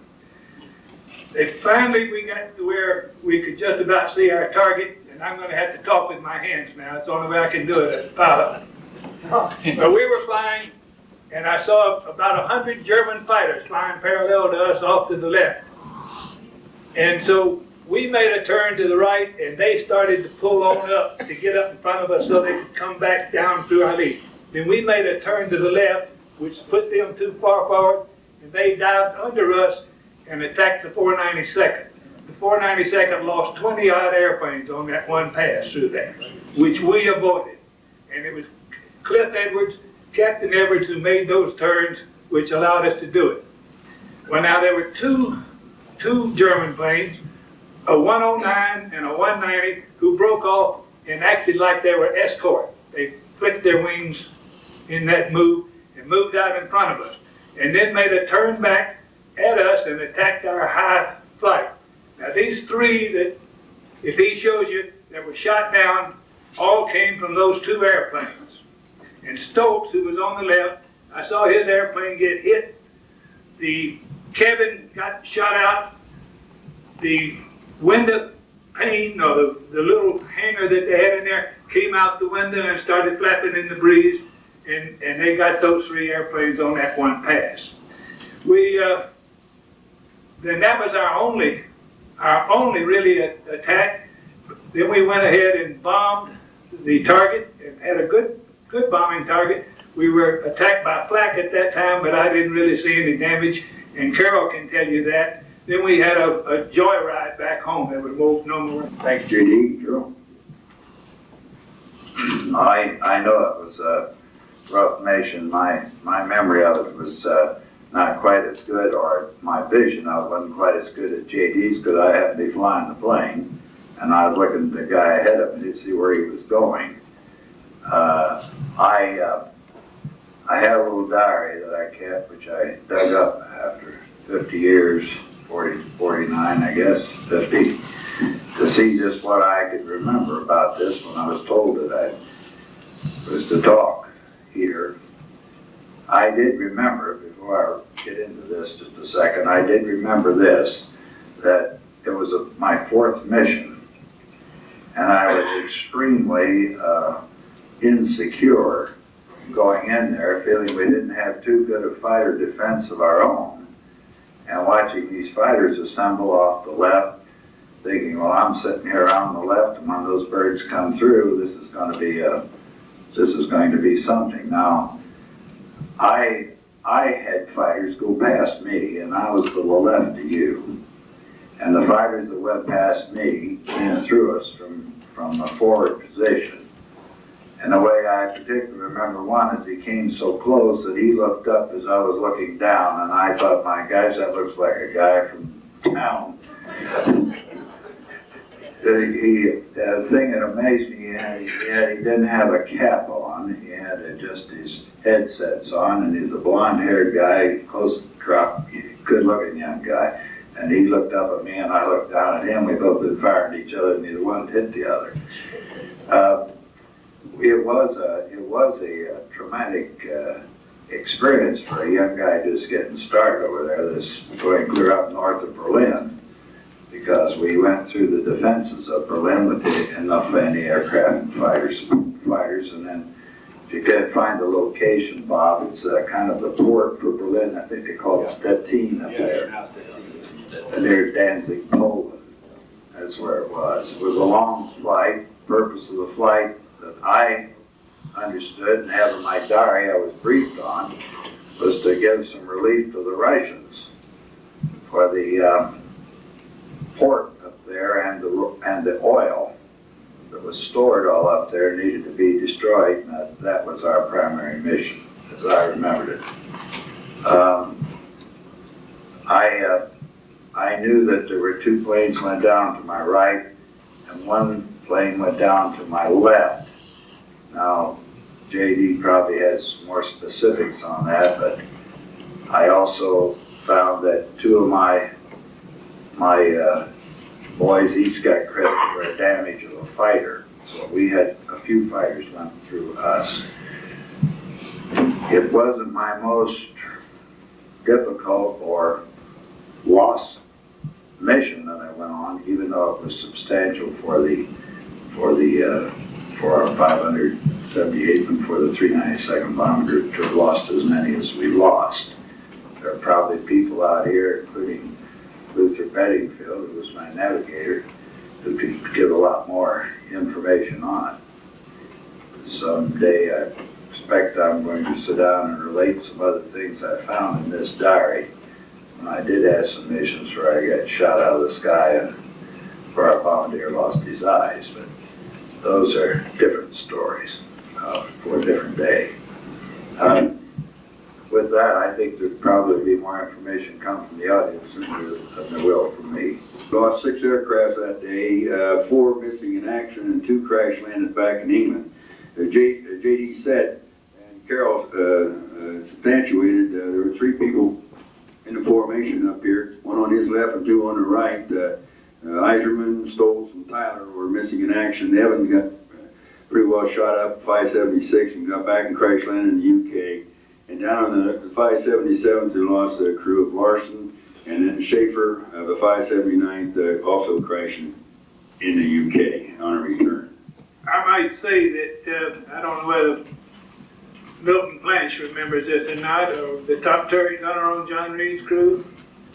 They were shooting at this ME-109 who shot down Stokes and shot down the other group, and I could see hits on the lower part of his fuselage just above his wing, and I don't know whether, Milt, were you shooting from the nose turret at that time? No, I was flying backwards. Oh, okay. Well, I don't remember any of it. You don't remember any of it? I never saw any of the action on that. Okay. let's keep, that's a good point, Bill. We do want you to. Target was Politz, not Stettin, and it was a synthetic oil Yeah, line. he said Politz. They've now changed the name to it later to some, but Politz is what's on the official mission. Politz is what it was. Synthetic oil line. Yeah. Politz is the official target that we were recorded then. Okay, thank you two gentlemen, and Mel, I want to get some reflections from you a little bit. Let's go to the next mission, Bernberg, flown July the 7th, 1944, and Bernberg, 6 aircraft and 48 crew. You ever notice the 392nd had unfortunate circumstances with all the targets that begin with B, Berlin, Bingen, Bernberg, Bremen. I don't know why, that's not a coincidence, but I guess because the Germans started targets with B. Okay, J. Fred, on this particular mission, the 2nd Air Division flight order number, just for the record, incidentally, we're saying a lot of this thing for the record, so Ian Hawkins will have some relationship to what we're speaking of, hopefully. And this is mission 127 of the 392nd. 45 aircraft flew in a and also this group that we're talking about now flew off the 492nd bomb group, which was at North Pickenham. And this bomb group suffered tremendous losses, and as my history shows, they were not pulled out of combat. They were ceased and desist. The crews were were given to other groups, and the 492nd as a unit was incorporated with the 801st, but North Pick then had the 491st Bomb Group. But in this day and age, our group, which J. Fred was on, was flying when 13 airplanes off of the 492nd. Fred, over to you, and just cover as you see fit. Well, let me give you a little background on my situation, because after the war, the only person I know up here, and I'm honored to be up here, and I'm obliged that these fellows kept the war going until I could get there. I came in there May 12th, and they made my picture, gave me a pair of shoes, and told me how to evade. They were damn sure I was going to get shot down, I suppose. So I flew my first mission on May 24th, and somewhere in there I got a 3-day pass to London and a 7-day flak leave. So out of the 34 days I've been on the base, this was my 22nd mission. And so it was just another ride for me as far as going to briefing. I was kind of a robot anyway. I'd go to bed, get up, and eat, and go slump in a chair in the briefing room. And I didn't get much training. Your squadron commander said. All they did, I know where he is. They thought that Killer Kane had given me some training in Boise, and he hadn't. So I got to Wendling, and I think all they did was tell headquarters that I was a twin or something, because I'd just been out to Keihl the day before, and I went on this one, and as far as that goes, I went out again the next day after that. But I'm going to try to follow Bob's outline here, and we were briefed on Bernberg, and I didn't hear anything about a secondary. And as for takeoff and assembly, I don't recall what the weather was, but if it was good, I just took off and followed. I was probably about the third member off, and slid into formation. If the weather was bad, I did my self-style departure and climbed straight ahead till I broke out on top and found the formation. And as for any special circumstances, you bet there was. Somebody, I don't know, I'd like to get him, but as he said, we were assigned to fly off the 492nd, and I didn't know that there were a suicide group at the time. So, but the weather en route was good as far as I was concerned, and we were flying off they put up 2 squadrons, and they were flying a good formation as far as I was concerned, and we flew a good formation. And the weather was broken clouds beneath, and we made it to the target, and flak was, I'd say, moderate on the approach, and we dropped the bombs, and all of a sudden the flak began to ease off, and they fired some colored flak up, and that got our attention for a bit, and especially since the flak abated. And we figured something was about to happen, and all of a sudden, as these other gentlemen have said, we were up front and couldn't see too much what was happening in the back, but there was a hell of a lot of machine gun fire going out of everybody's turret, including ours. And one Fokker drove a Messerschmitt up on our left side, about 200 yards off to the left, and just sat there. He didn't make an attack. He was evidently a traffic controller. He had found the 492nd, and he said, "Come on up here, guys, and get them. And if you want to take a look at these clowns that's flying off." So they did a good job there. We looked out a little while later and we didn't have a 492nd Squadron over there. They were all gone. And somehow or another they got in there and tail end of our formation and took out 4 or 5 of them. And they were all banging away at that guy sitting out on the left, and he finally emitted a little white smoke and nosed over. I don't know if that was a feint or whether somebody shot him or what, but he left, and then I looked under the left wing and it looked like the 82nd Airborne had made a drop out there. There was so many shoots going. And so, like Myron said yesterday, the Cobalt had been flying, and I tapped him on the arm and I said, I have it. And from that time on, until the fighters stopped, I did the flying and tucked it in there. And there was no head-on attacks, and as I said, that one fighter that was a traffic controller was the only one I saw. So we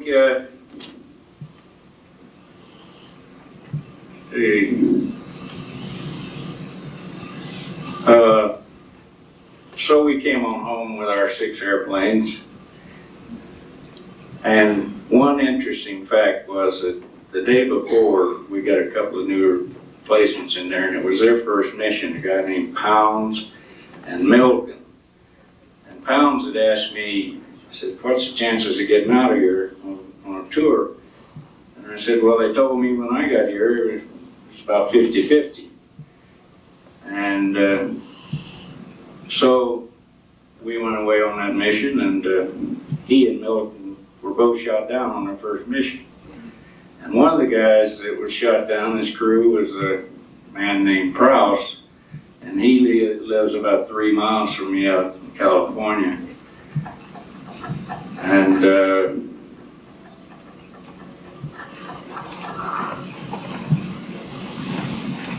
that took care of that.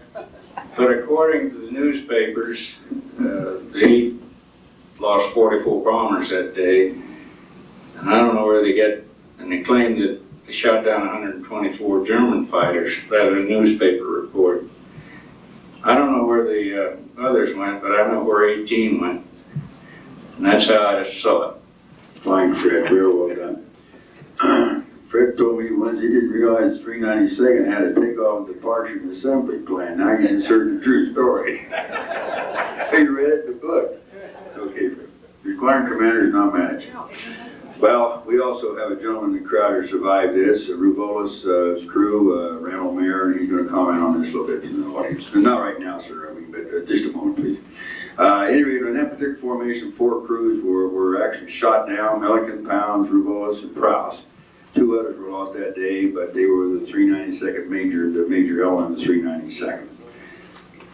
Alrighty, let's turn on in quickly, not quickly, but just press on to the next major. And I happen to be in the ground group at this one and getting my training, and I was appalled when, my goodness, I said, we lost 6 airplanes on this particular raid.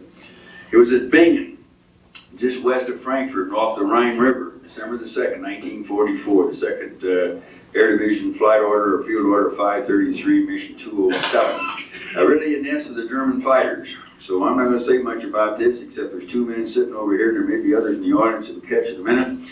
Al Duff, of course, is going to comment from the audience in a little bit, but Bill Case was flying his first mission, and Dick Griffin here was with him. So Dick, over to you, and tell us everything you remember about it. Well, you've already flown 7 missions. I guess you're getting pretty tired now. But my first mission involved Rebel Gal, the gal with a white bathing suit, and one of the greatest crews in the world. They're all people. I know that we talk about the crew, but they all helped, they all participated, and it was quite an experience. Of course, the first mission is always exciting. Awakened in the middle of the night, pitch dark, and you fumble around and get your gear and head out. And the briefings, I think everybody's familiar with them. You've seen enough movies. Except most of the time, we were in the dark through takeoff and even climb up to 10, 15,000 feet when they're firing flares to show where the squadron is, where Major Player, the 578, was up there in that B-47 nipping at us like a shepherd dog, get in, bring in tight. And people like Al calling, bring it in. I don't think we had much of a problem with hanging in there tightly, but our first mission, as was reported, was Bingen on the Rhine. Beautiful town, we've been there, not from 22,000 feet under those circumstances, but it was a marshalling yard, very important target. And we headed out, as you may have seen, every crew or pilot, co-pilot received a flimsy report, and it showed our forming point, and what we would do is climb out on a heading until we got up and cleared and headed back in. But usually we left at Great Yarmouth, probably went over to Ostend, Holland, if you've been there, and then we started in with all the activity.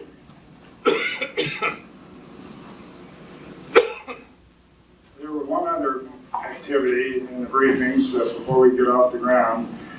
Your personal equipment, of course, and although they gave Fred a pair of shoes, I had a nice A2 jacket. It was a little bit worn, and I asked, well, who had that before? They said, don't ask, you don't want to know. But the A2 jacket's still in pretty good shape. Almost not as good as I am. I mean, it's better than I am. I think that you've heard practically every one of the people talk about the nasty weather. And that was as nasty as the flak, fighters, and so forth. So I missed the experience of being with fighter activities, but nobody missed the weather nonsense from having. I think one of the hairiest is to start a descent at 16,000. I know we've already coming back from a mission, leaving 16,000 and circling down and down and down, and get down as low as 400 feet in driving rain, feeling prop wash, somebody just went in front of you somewhere. That's sort of exciting. So everybody participated in that, even though they're not on this hit list of the 10 missions. As we headed on down, around 22,000 feet, all going well. We were flying, position may show up there, Bob, right off of Alan Duff's right wing, and he was hanging in there tight, and we stayed right with him the entire time, and he was covering more activity. The fighters arrived in the weather. The 577th was to our left and low left, and we were up here. And trying to fly formation in and out of soup like that is a little sporty. We were fortunate enough to stay closely together, and then they yelled bandits in the area. So the activity started, and we could see them coming out of the clouds, diving down the fire from the guns, and then I heard our tail gunner, Melvin Lutz from Elizabeth, New Jersey, say, they're coming. And then he says, I got him. And he said, okay, Lutz. Well, sure enough, this airplane went right over our head, smoking and spinning off to the right, and down he went. So he got an air medal later from General Kettner for that. But the crew was all functioning. The right waist gunner was gun-jammed. He field stripped it, got it back together in time to finish off the fight, while the fighters were with us. The 577th had a tough time. I think they broke up a little bit and were picked off one by one. So we lost, in my book, I had 7, but I think that one of them landed somewhere else in England and crashed at the time. Your count follows, the 577 being low, they get 6 aircraft ripped in the rear of our formation. So this is the official count. The one may have landed somewhere.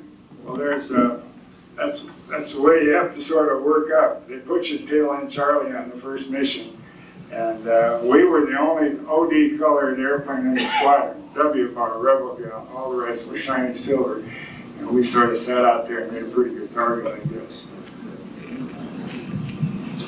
I think that's it. They did come in from underneath, stand on their tail, fire away, and fall back.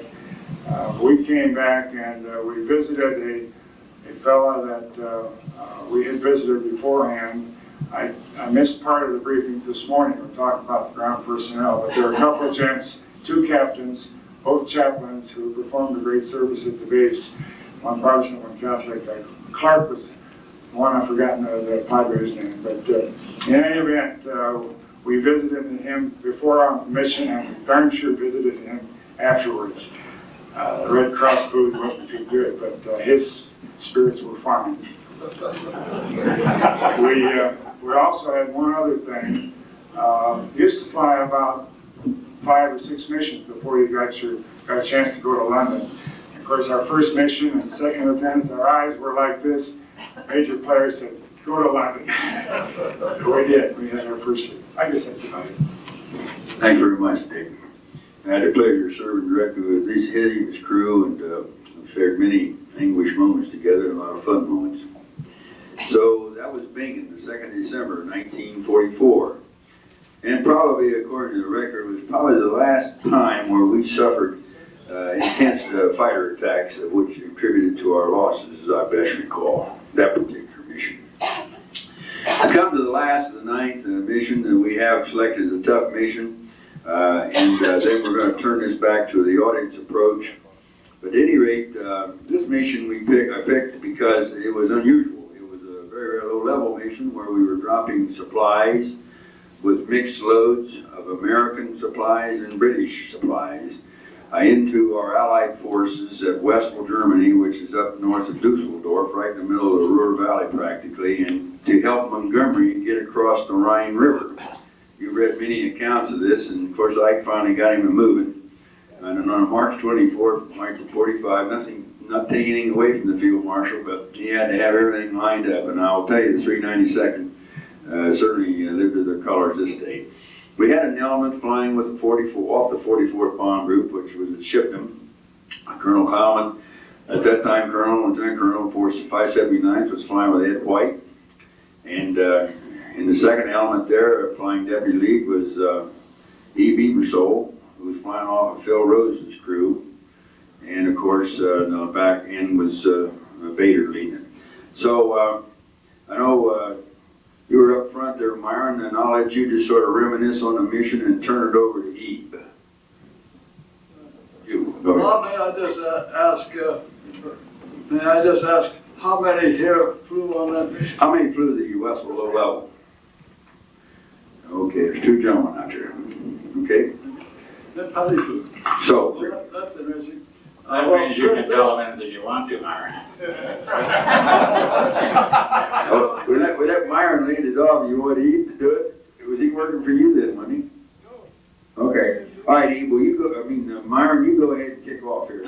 This is a Rhine crossing west. I was just curious because this is one of our last missions. It's the 23rd of March and the 24th, and the war was over a month later. And it was a very important mission. The First Army was to cross the Rhine River and to go on to Berlin. So they were going to cross during the night with small boats, and probably a lot of them swam because that's the only way they had to get over it. No bridges. So our airplanes were loaded with all these bundles, para bundles, food, ammunition, medicines, and some of them carried a quartermaster corps person to help throw the bundles out. Well, our takeoff and assembly was right at low altitude, right around the air base, and we've been to assemble more than 1,000 feet. We got over the channel, we dropped down to 500 feet. And here we were with our formations just buzzing, and it was sort of fun in a way, but it was serious. And we see all the windmills, the farmers out there plowing the ground and the like. And then as we got closer to the Rhine, here were all these gliders, C-47s, C-46s all crashed. And we went up to us and went on. When we got to our IP and was going in, and as soon as we got to the drop zone, or just before, as we crossed the Rhine, we were pulled up to 1,000 feet, and then drop a funnel, slow down, which would slow down and give the funnels a chance to open. Then do a 180-degree turn and get out of it.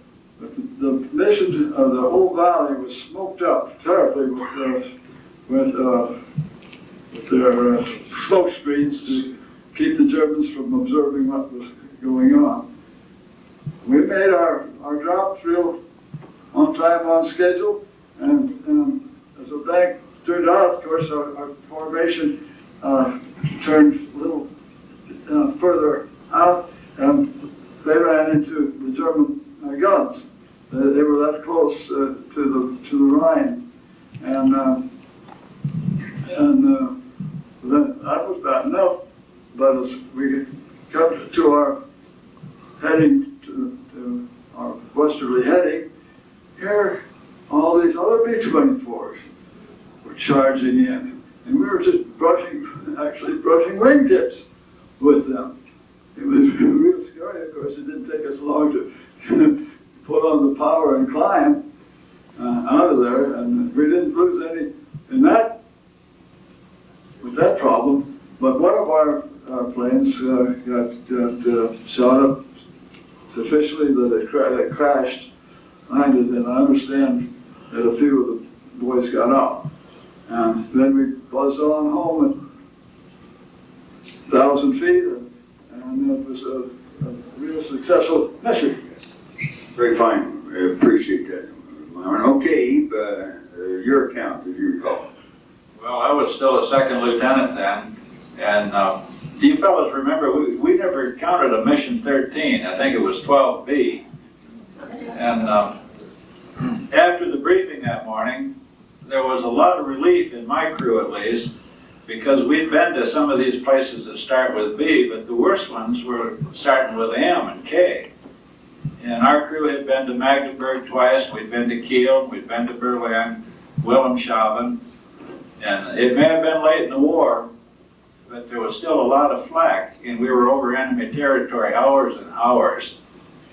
So at the briefing this morning, they said, well, you guys are going in over Wesel, and there'll be flares to mark the drop zone, and you stay low altitude so you won't be picked up by the radar.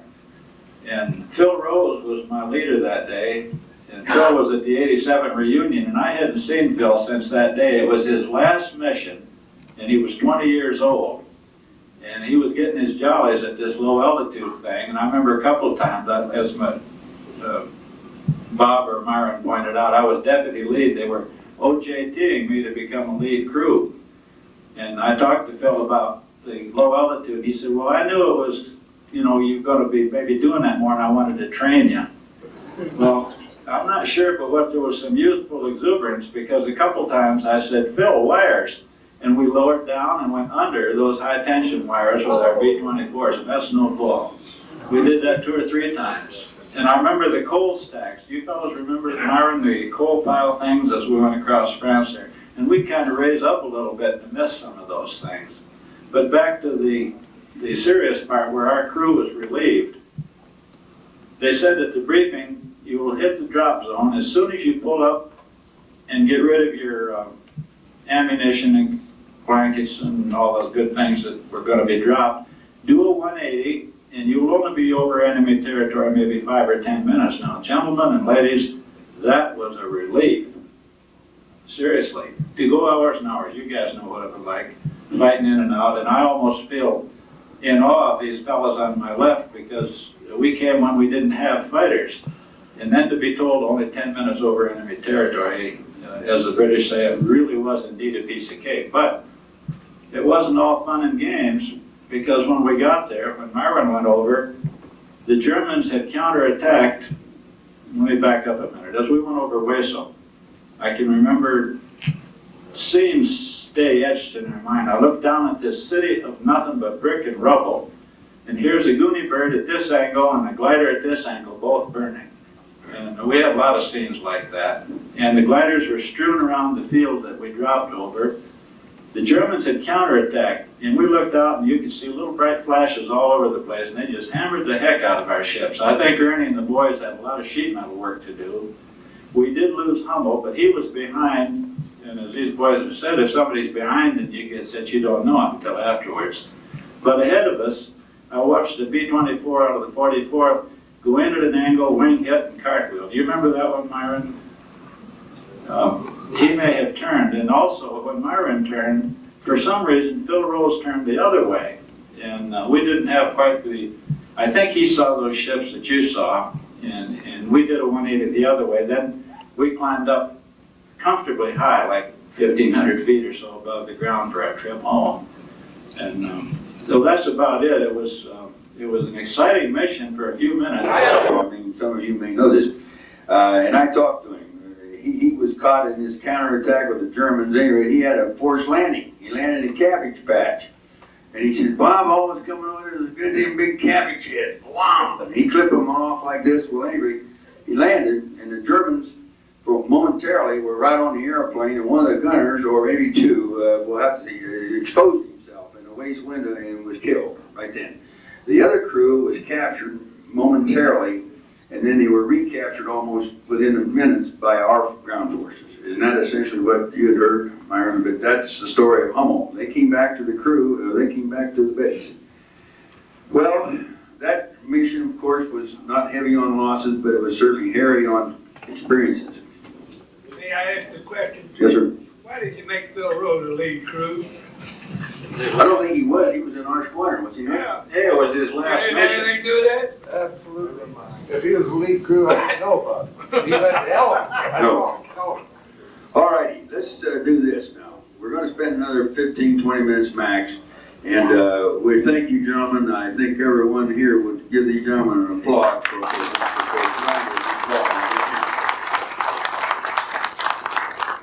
We've got 9 missions, maybe to just quickly cover and make sure we have the audience and participation. What I plan to do, if anybody's got a better way, you can come up here and have this thing right here.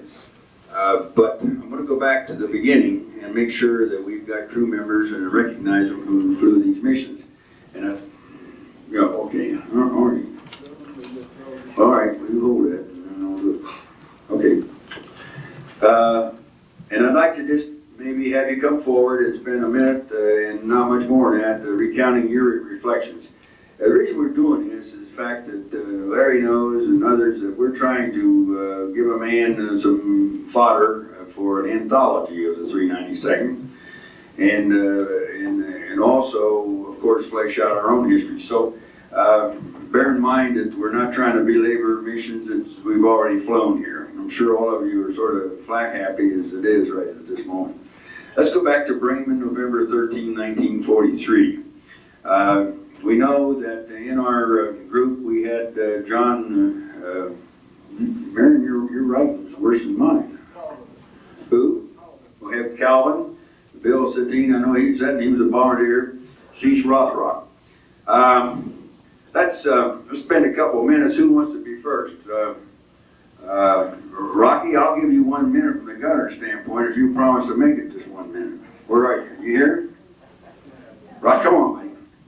I'm going to thank you, and please don't take offense, because I want to be sure that we say it, but we don't. I want you right here. I want you. He's a lawyer. He ought to say, how about a minute and a half, and tell me your reflections. And face the camera in the audience. That's impossible. All right. The Bremen mission was I don't know where my commanding officer was, but I want to tell you, there was a number of fighters that entertained us all the way in, and that was my first experience with the Ju-88. It was, as far as I remember, we did go, and it was a good flight in. We were attacked going in, and the flak was really terrific. But we did not have, as far as I know, we did not have any serious losses on the going in on it. I'm going to take another minute. And we were on the Keihl mission, and that was that was a great mission. We went out to Keihl, flying around the islands. We were to divert, and God, it was very successful. The 17th went in, and we got hit. And that was both a fighter. There, in those days, the Luftwaffe was very strong, and we were still, fighting them off. And I don't know where the hell all this fighter escort business came up, because I want to tell you, fellas, we would be going out, and they were coming back. So, but at Keihl, we went out through there, and the flak was real heavy. We got to a point where you can see it burst, and you knew where it was coming from. On that particular mission, Major Keilman talked about P-38s, and I just want to hit this and then I'll run. And we were out there fighting, and someplace out of the sky came two P-38s. And one of them salvoed those 4 guns up front, and they blew a 109 right out of the sky. Well, when we got back to the interrogation, I was mentioning this to the interrogating officer, where these P-38s came from, because we might not have made it back. And this gentleman, who was a bit of a ground gripper, said, "Sergeant, that couldn't happen." And Major Keilman was standing right behind me, and he said, "I saw it too." It became an official notice. Thanks, Rocky. How about Bill Sitting? Bill, I'm pronouncing your name wrong. You want to make any comments on the Bremen? Right. About a minute or so, and again, we'll just watch the time. I know we're not going to be able to get all your good accounts of things. I'm not going to rely on my memory, so I'm going to look into my black book here and read out of it what I wrote down at the time this happened. And November 13th, Saturday, took off from Bremen at 0715 a.m., hit Bremen at 1127. Enemy fires attacked at 1110 and followed us all the way through the IP, through the target, and out to the coast, and we passed over the coast at 1240. So we had a few fighters around. Fighters used new tactics by attacking from the rear. The Ju-88s fired rocket guns and FW-190s and ME-109s would pick on these stragglers. There was plenty of flak over the target area, and also as we left the coast. A piece of flak went of 1 cubic inch in size just grazed Lieutenant Colvin's glove and dented the fuselage. Another put a hole in the left wing. The tail gunner claims he shot down a FW-190, and the navigator, Lieutenant Bevan, saw it spin out of control and hit the ground. The oxygen system was knocked out by the top turret spinning around, and the nose gunner, Rocky, passed out because of lack of oxygen. Lieutenant Bevan and myself were on the verge of passing out, and this happened as we passed the IP. I was supposed to have dropped the bombs on the Pathfinder's smoke signal, but the racks were frozen, so I salvoed the bombs, and the temperature was minus 45 degrees. We were given oxygen via the flight deck in bailout bottles, and we had to battle the nose gunner in trying to revive him. We worked on him for about 1 hour before he came to his senses. It sure was a madhouse up in the nose for about 1 hour. Our losses for the group on this mission was 6 planes, 1 from our squadron, and our 7th to date. Major Gray landed his plane with only 1 engine. The altitude was 23,000 feet, bomb load 12 M50s. Target was completely overcast, and we were the lead ship. Our crew flew all 30 missions, either as lead or deputy lead. Hey, Bill, how in the world, you weren't scared, or you could have kept that diary? We do thank you a lot. We know, and I appreciate it. Very well done, my friend. right, how many men in this room were in Gotha? Would you please stand? Gotha?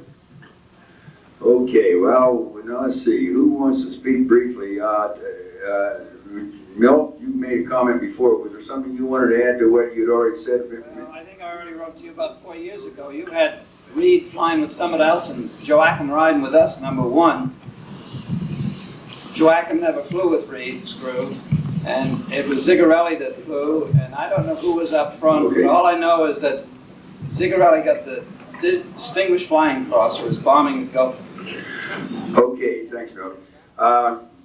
The gentleman behind the friend here in the yellow shirt. I'm Clyde Smith. Hi, Clyde Smith.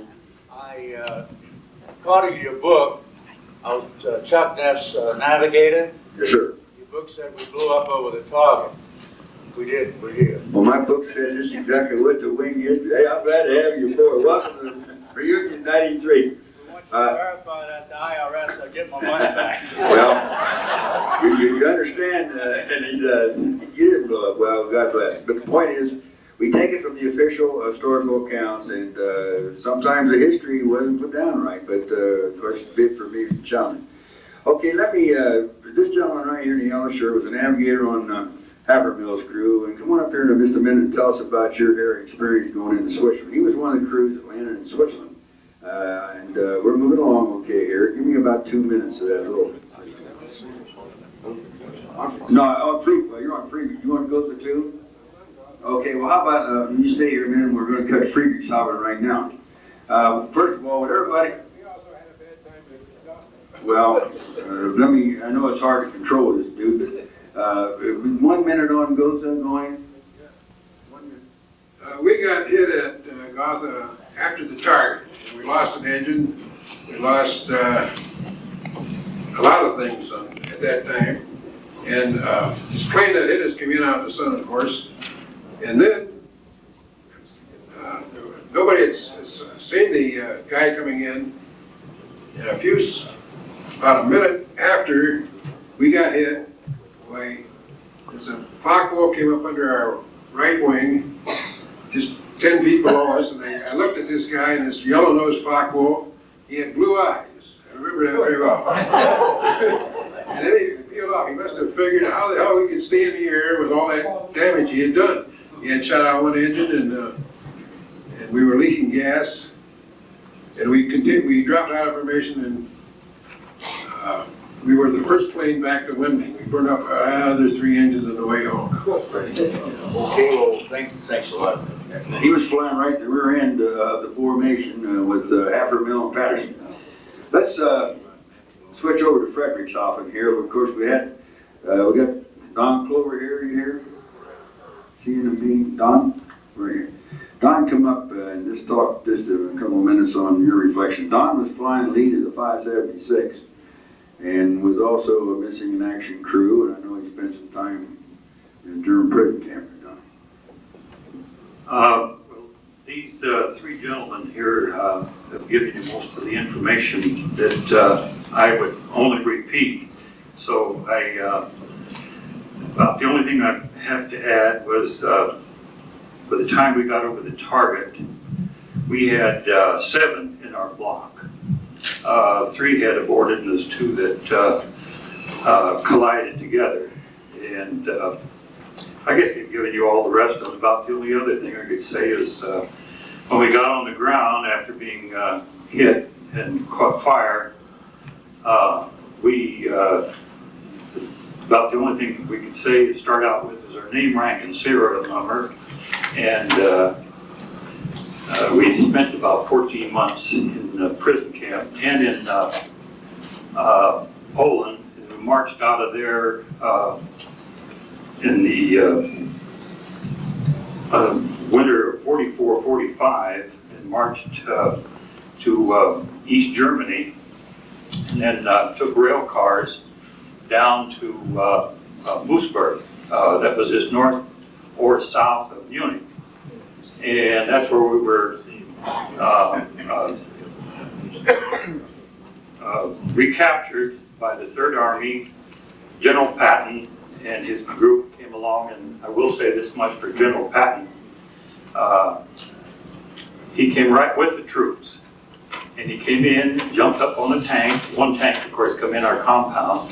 They couldn't bring them all in because they wanted to keep us corralled in for a while because we would get in their way. And I think we got home about June, something about that. There's many, many more things I could say. 15th of June. 15th of June. Well, I don't know, maybe. Yeah, okay. All right, something like that. That's about all I've got to say, but maybe that's another story about these prison camps. We got to do that. Yeah, okay. Thanks, Don. I was with Don when he went back to the Quonset Hut about a number of years ago, where he flew his last mission when he left, and it was an emotional experience for he and his wife to have come back there. Two men I've got to have talk about Friedrichshafen. One of our fine associate members who had a very touching experience. But before we get to that, I'd like to have you tell us about your bailout and how you, within a minute or so, what happened. Hafermill, okay, the interesting, he's found a man called Hafermill. Hafermill ended up being a bunkmate of Cliff in a POW camp. However, the rest of the crew landed in Switzerland. You understand what I'm talking about? So he's going to tell you how it's happened. Well, not exactly. But we got hit about 60 miles northwest of Friedrichshafen, the way I figured. I was a navigator on Hafermill's crew. Get her up a little closer. Okay. And when this happened, we had looked off our right wing and said the escort was arriving. It was an escort of the Luftwaffe, about 5 miles off, lying parallel with us. They circled around ahead of us and came in. As I recall, it seemed to me like there were 12 abreast and stacked up 5 or 6 deep. And we got it on the first pass. They got 2 engines. They shot everything out of the plane, including the bombardier. He got it in the legs. And the oxygen was gone, the interphone was gone, and the next thing that happened was the bailout bell was rung to abandon ship. So I helped the bombardier back to the flight deck. He was crawling and I was pulling on him. Got back there, my Hafermill was standing on the bomb bay. Doors open, and he says, "We gotta get out of here." I turned around once and looked up at the co-pilot. I turned around and Hafermill was gone. Well, some of the other crew, 4 of the other crew bailed out too. 3 of them were prisoners of war. 1 of them was killed, but the tail gunner, we were going down pretty fast. This was all happening. It took about 10 minutes to get to Switzerland. The tail gunner said he bailed out later after the war. I talked to him, and he said his chute opened, and he's, how a parachute oscillates when it opens. You swing once like that. Said in the second swing he was on the ground, and this other waist gunner bailed out after that, and he had a gash in his cheek, and his chute didn't open, so he was dead. And so the bombardier and I and the co-pilot and the radio operator and the ball gunner went to Switzerland. We made it by about 400 yards over the Rhine River, and we put it into a plowed field. Wheels down landing. Somebody cranked the wheels down. I don't know who it was now. But then they took Sam to the hospital in Schaffhausen, and on April 1st, the 392nd come over and knocked off a corner of the hospital, upset the bombardier. Yeah, they're going to get us in trouble. Well, that's another story, another chapter. The bombing of Switzerland. Thank you. Just for a couple, 3 minutes, there's a human interest story, as you may know. We have a wonderful group of associate people with us, and certainly Jim Marsteller and Karen Marsteller have trod a lot of miles to bring back the history that was important to their family. And just recently they were in Germany at the crash site of his uncle's airplane, who was flying with Books' crew. Jim, how about a couple of minutes here just highlighting what you have? I know you've got some stuff up in the room, so would you mind, sir, just touching what you found on site there? March 18th was a special day for me. It was the day that Jim Morrison and I, my first cousin, they received their names. They were named after Uncle Jim, who was killed with a Books crew. Let me briefly explain to you what I found out through 7 years of research about the day it was shot down. Heavy flak over the target. coming off the target, the plane was on fire in the back half. The oxygen was shot out. The left waist gunner was dead. The ball turret gunner was dead. The tail gunner in the back of the plane was trapped in fire. Trent Strickler was alive at this time, looking out the right waist window. He said the right waist, or the right plane on his, the plane on his right side, the guy was waving at him. He does remember that. Chunks of the plane were coming off. Fire was coming past the right waist window. He saw several chutes floating by. Nobody was in them. He got on the intercom, realizing the plane was doomed, and talked to Lieutenant Brooks, who was a pilot. Asked him to bank left and head for Switzerland. The only other voice on the intercom at that time was Captain Schlobuck, who was the navigator, first time with him. He was cursing the Germans pretty much. He was going down, but he didn't want to. He was going to try to stay up any way he could. Brooks replied back, "Hold on a second, we'll be okay." At that point, I think the first wave of the fighters came through. 4 planes went down. My uncle's was one of them. The oxygen tank next to Chet's left side exploded, shoving him out through the right waist window. When he came to, he said he had fallen several miles and was able to buckle his strap, hit the ground. At that point, 2 people come up to him. One of them was a German farmer with a shotgun. The other one was a small red-headed boy. He said he remembers it vividly. He spoke perfect English. Said, "American airman, do you have chewing gum?" He was dazed, of course, half burnt on fire, and thought, "Yeah, I have some chewing gum. I better make a good impression here." Reached in his pocket. Obviously, the farmer with the shotgun figured he was going to draw a weapon and shot him right in the stomach. Chet, telling me the story, laughed about it. He said, "Hell, it didn't hurt much. It already had holes all through it." The main part of the plane continued down, exploding over the top of the Black Forest in an area called Tishka, 1,500 meters northwest of the town of Hart, Germany. There were 4 aircraft came down within a 4-mile area around Hart.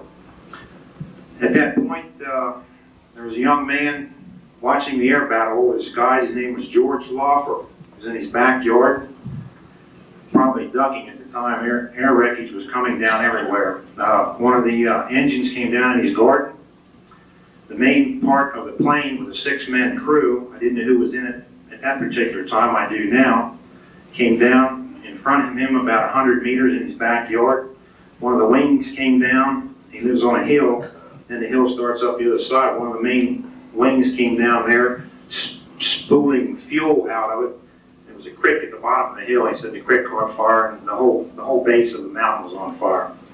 At that point, several other people that lived in the house went down, helped see if they could help some of the airmen. There was 1 man alive in the plane at that time. The German, I was getting this all through a translator, by the way. He said he had red hair and freckles. He died a few minutes later after they pulled him out of the plane. He was the only one that was alive when the plane crashed. Later that day, or later, just a couple months ago, I talked to Chet and I asked him, did anybody on the crew have red hair and freckles? He said, yes, they did. It was George Slate. So he was a happy little fellow, always singing. I asked him what his position was. He said he was a radio operator right underneath your uncle. So pretty well nailed where my uncle was killed. At that point, George had backed off of the plane because the ammunition was starting to explode, going off all over the place. I imagine you fellows have heard that story before. And retreating from the plane, he picked up a piece of wreckage.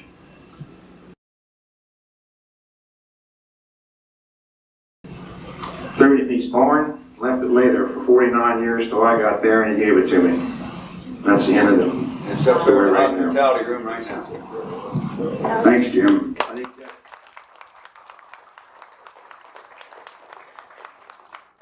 we owe you eternally a debt of gratitude, and you see it's people like Jim and Karen and his friends that's going to keep the history and the thought of the 392nd men alive, and we hope, and we know you're interested. Thank you so much. It's very, very, very trying, very touching.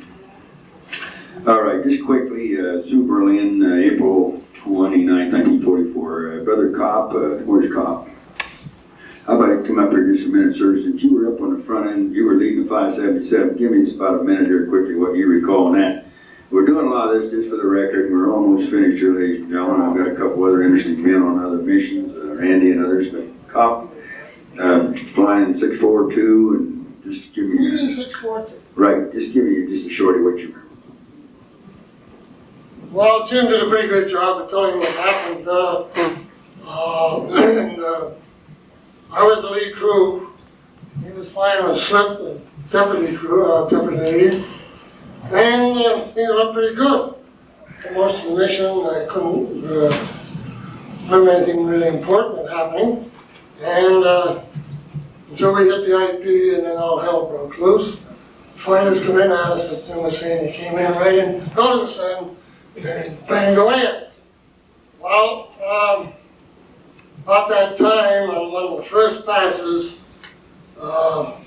somebody mentioned they could see the guy's blue eyes and so forth. I saw a white scarf, that's all I saw. And he looked up at me, and that was the end of that, seeing him. But at the same time, my number 2 engine started running a little bit rough.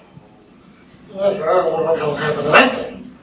And moments later, I looked over, my deputy lead, Slip, was going to hell, make collection right out in front of me.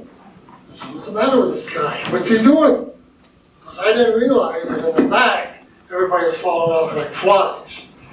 And so I was the command pilot, so when I got back, I had to write a report, or a command pilot report. And I said to myself, what the hell is a command pilot doing with only 3 ships going over the target? That's all that was left. Everybody else had either shot down, aborted, or whatever, I don't know. But I had a reputation of, when I was a lead crew, as soon as that guy's bombardiers had bombed away and I could feel a little oomph on it, I would make the wildest right turn you ever saw in your life. And everybody that was behind me, they better be ready. When I made the right turn after Berlin, I looked around and there wasn't anybody there. So I knew something had happened, real serious. That's about all I can say about the mission. You may notice I was on 3 different lists here. I was on Bremen, I was on Politz, I was on the Berlin raid. Berlin raid was my 22nd. I finished Politz on the 29th. I believe I'm the only crew, original crew, 577, that made it through the mission.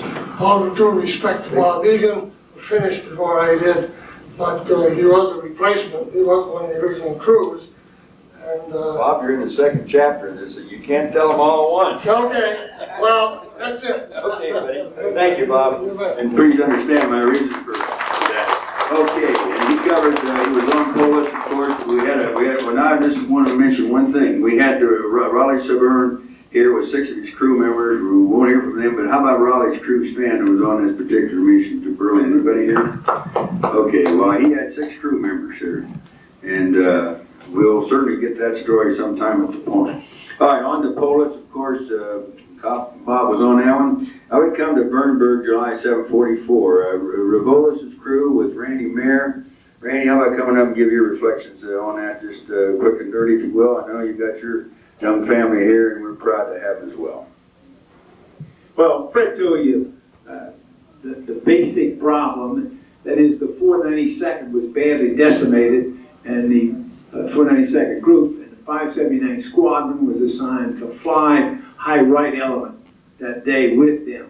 The 392nd was leading the wing, 492nd next, followed by the 44th. There were 2 circumstances that day which caused this problem, the great losses. One was that the 3rd Division was supposed to enter Germany first, make a feint toward Berlin, and draw off the German fighters. Therefore were assigned the bulk of the escort. The problem was that the glamorous B-17s didn't show up, causing the 2nd Division to go in first with less escort. Another second circumstance was that the 44th was following the 492nd in order to cover its tail just before the IP, due to avoid a collision. The 44th veered off, taking what available fighter escort there was with it.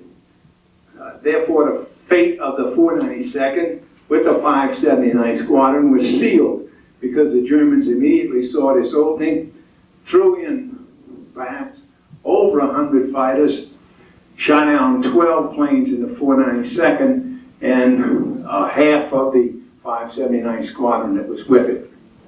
So it turned out to be another disaster for the 492nd, but it really wasn't their fault. And we just happened to be in the wrong place at the wrong time. How about your crew? Just quickly on your crew. Well, we were leading the high right element, and these two new crews that they talked about, Milliken and Prowse, were our wingmen.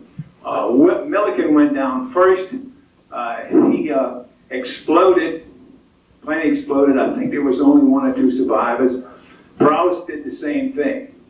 This left us, Rebolis' crew, kind of hanging out there. And of course, you know what happens when you're hanging out there.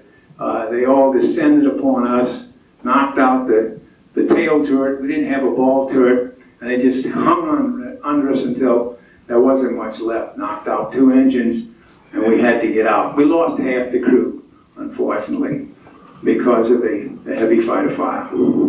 But we bailed out, the rest of us bailed out, and survived the war in Solid Luft 3. Thanks, real good. We appreciate that.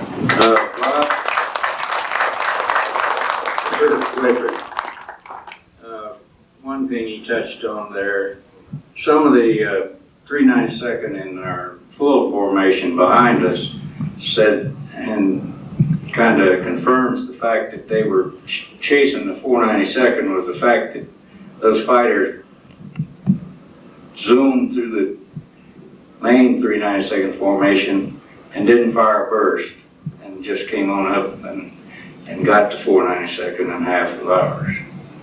Read the book sometime, Fortunes of War. It's the story of the 492nd in their great cruise. They flew 65 missions and then were taken out of combat as a numerical unit from North Pickenham.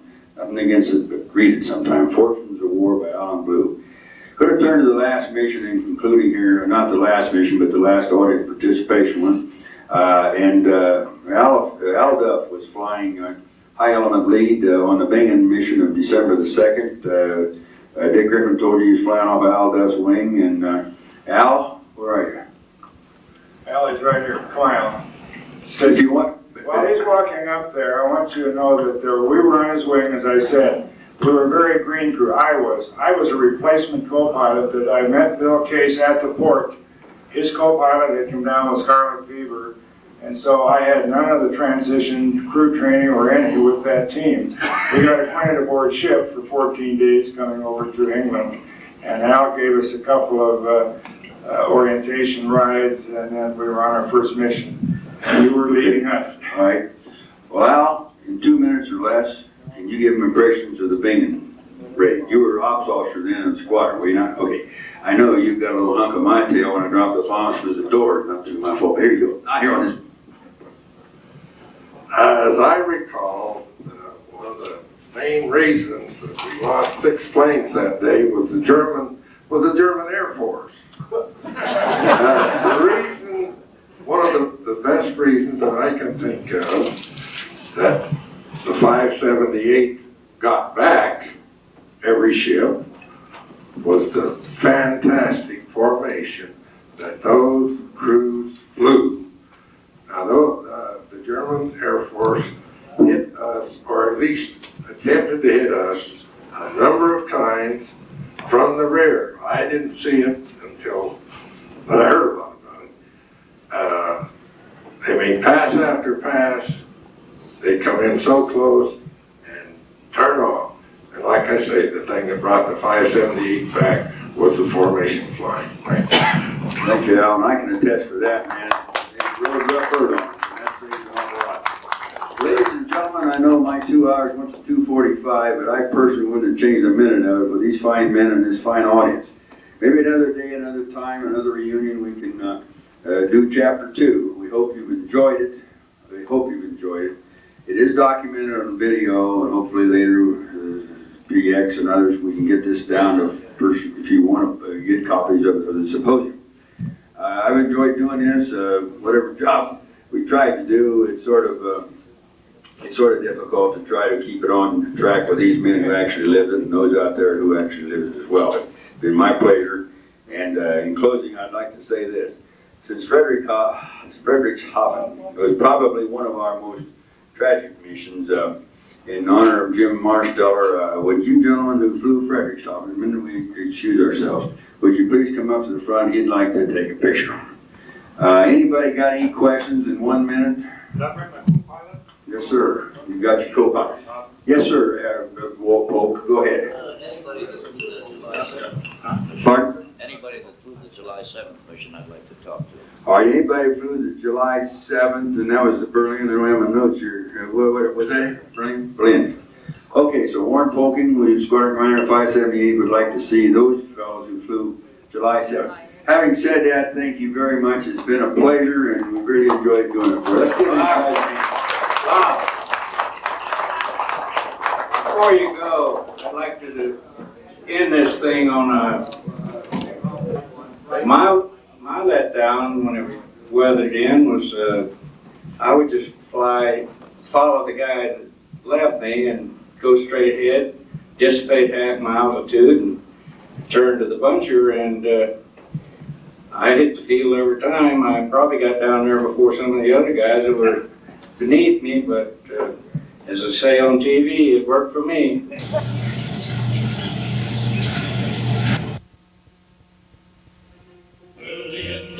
When the engines start to roar, you can see the old goat standing in the operations door. He'll be sweating out the takeoff as he always has before.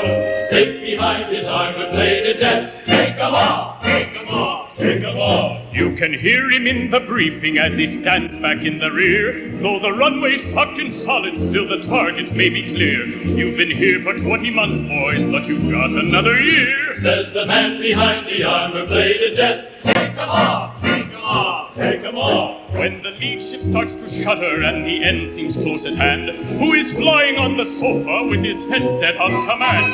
Who yells, climb up on top, boys, with a highball in his hands? The man behind the armor-bladed desk, take 'em off, take 'em off, take 'em off. 4 times he's let us up there and he's always let us back, for he'd circle o'er the IP as we went into attack. He says I'm hard yet fair, men, but allergic to ack-ack. The man behind the armor-bladed desk. When our mission days are over and we all go up the grave, you can look around the airfield, but your search will be in vain. For we all will be in London getting drunk and raising pain, like the man behind the armor-bladed desk. The man behind the armor-bladed desk.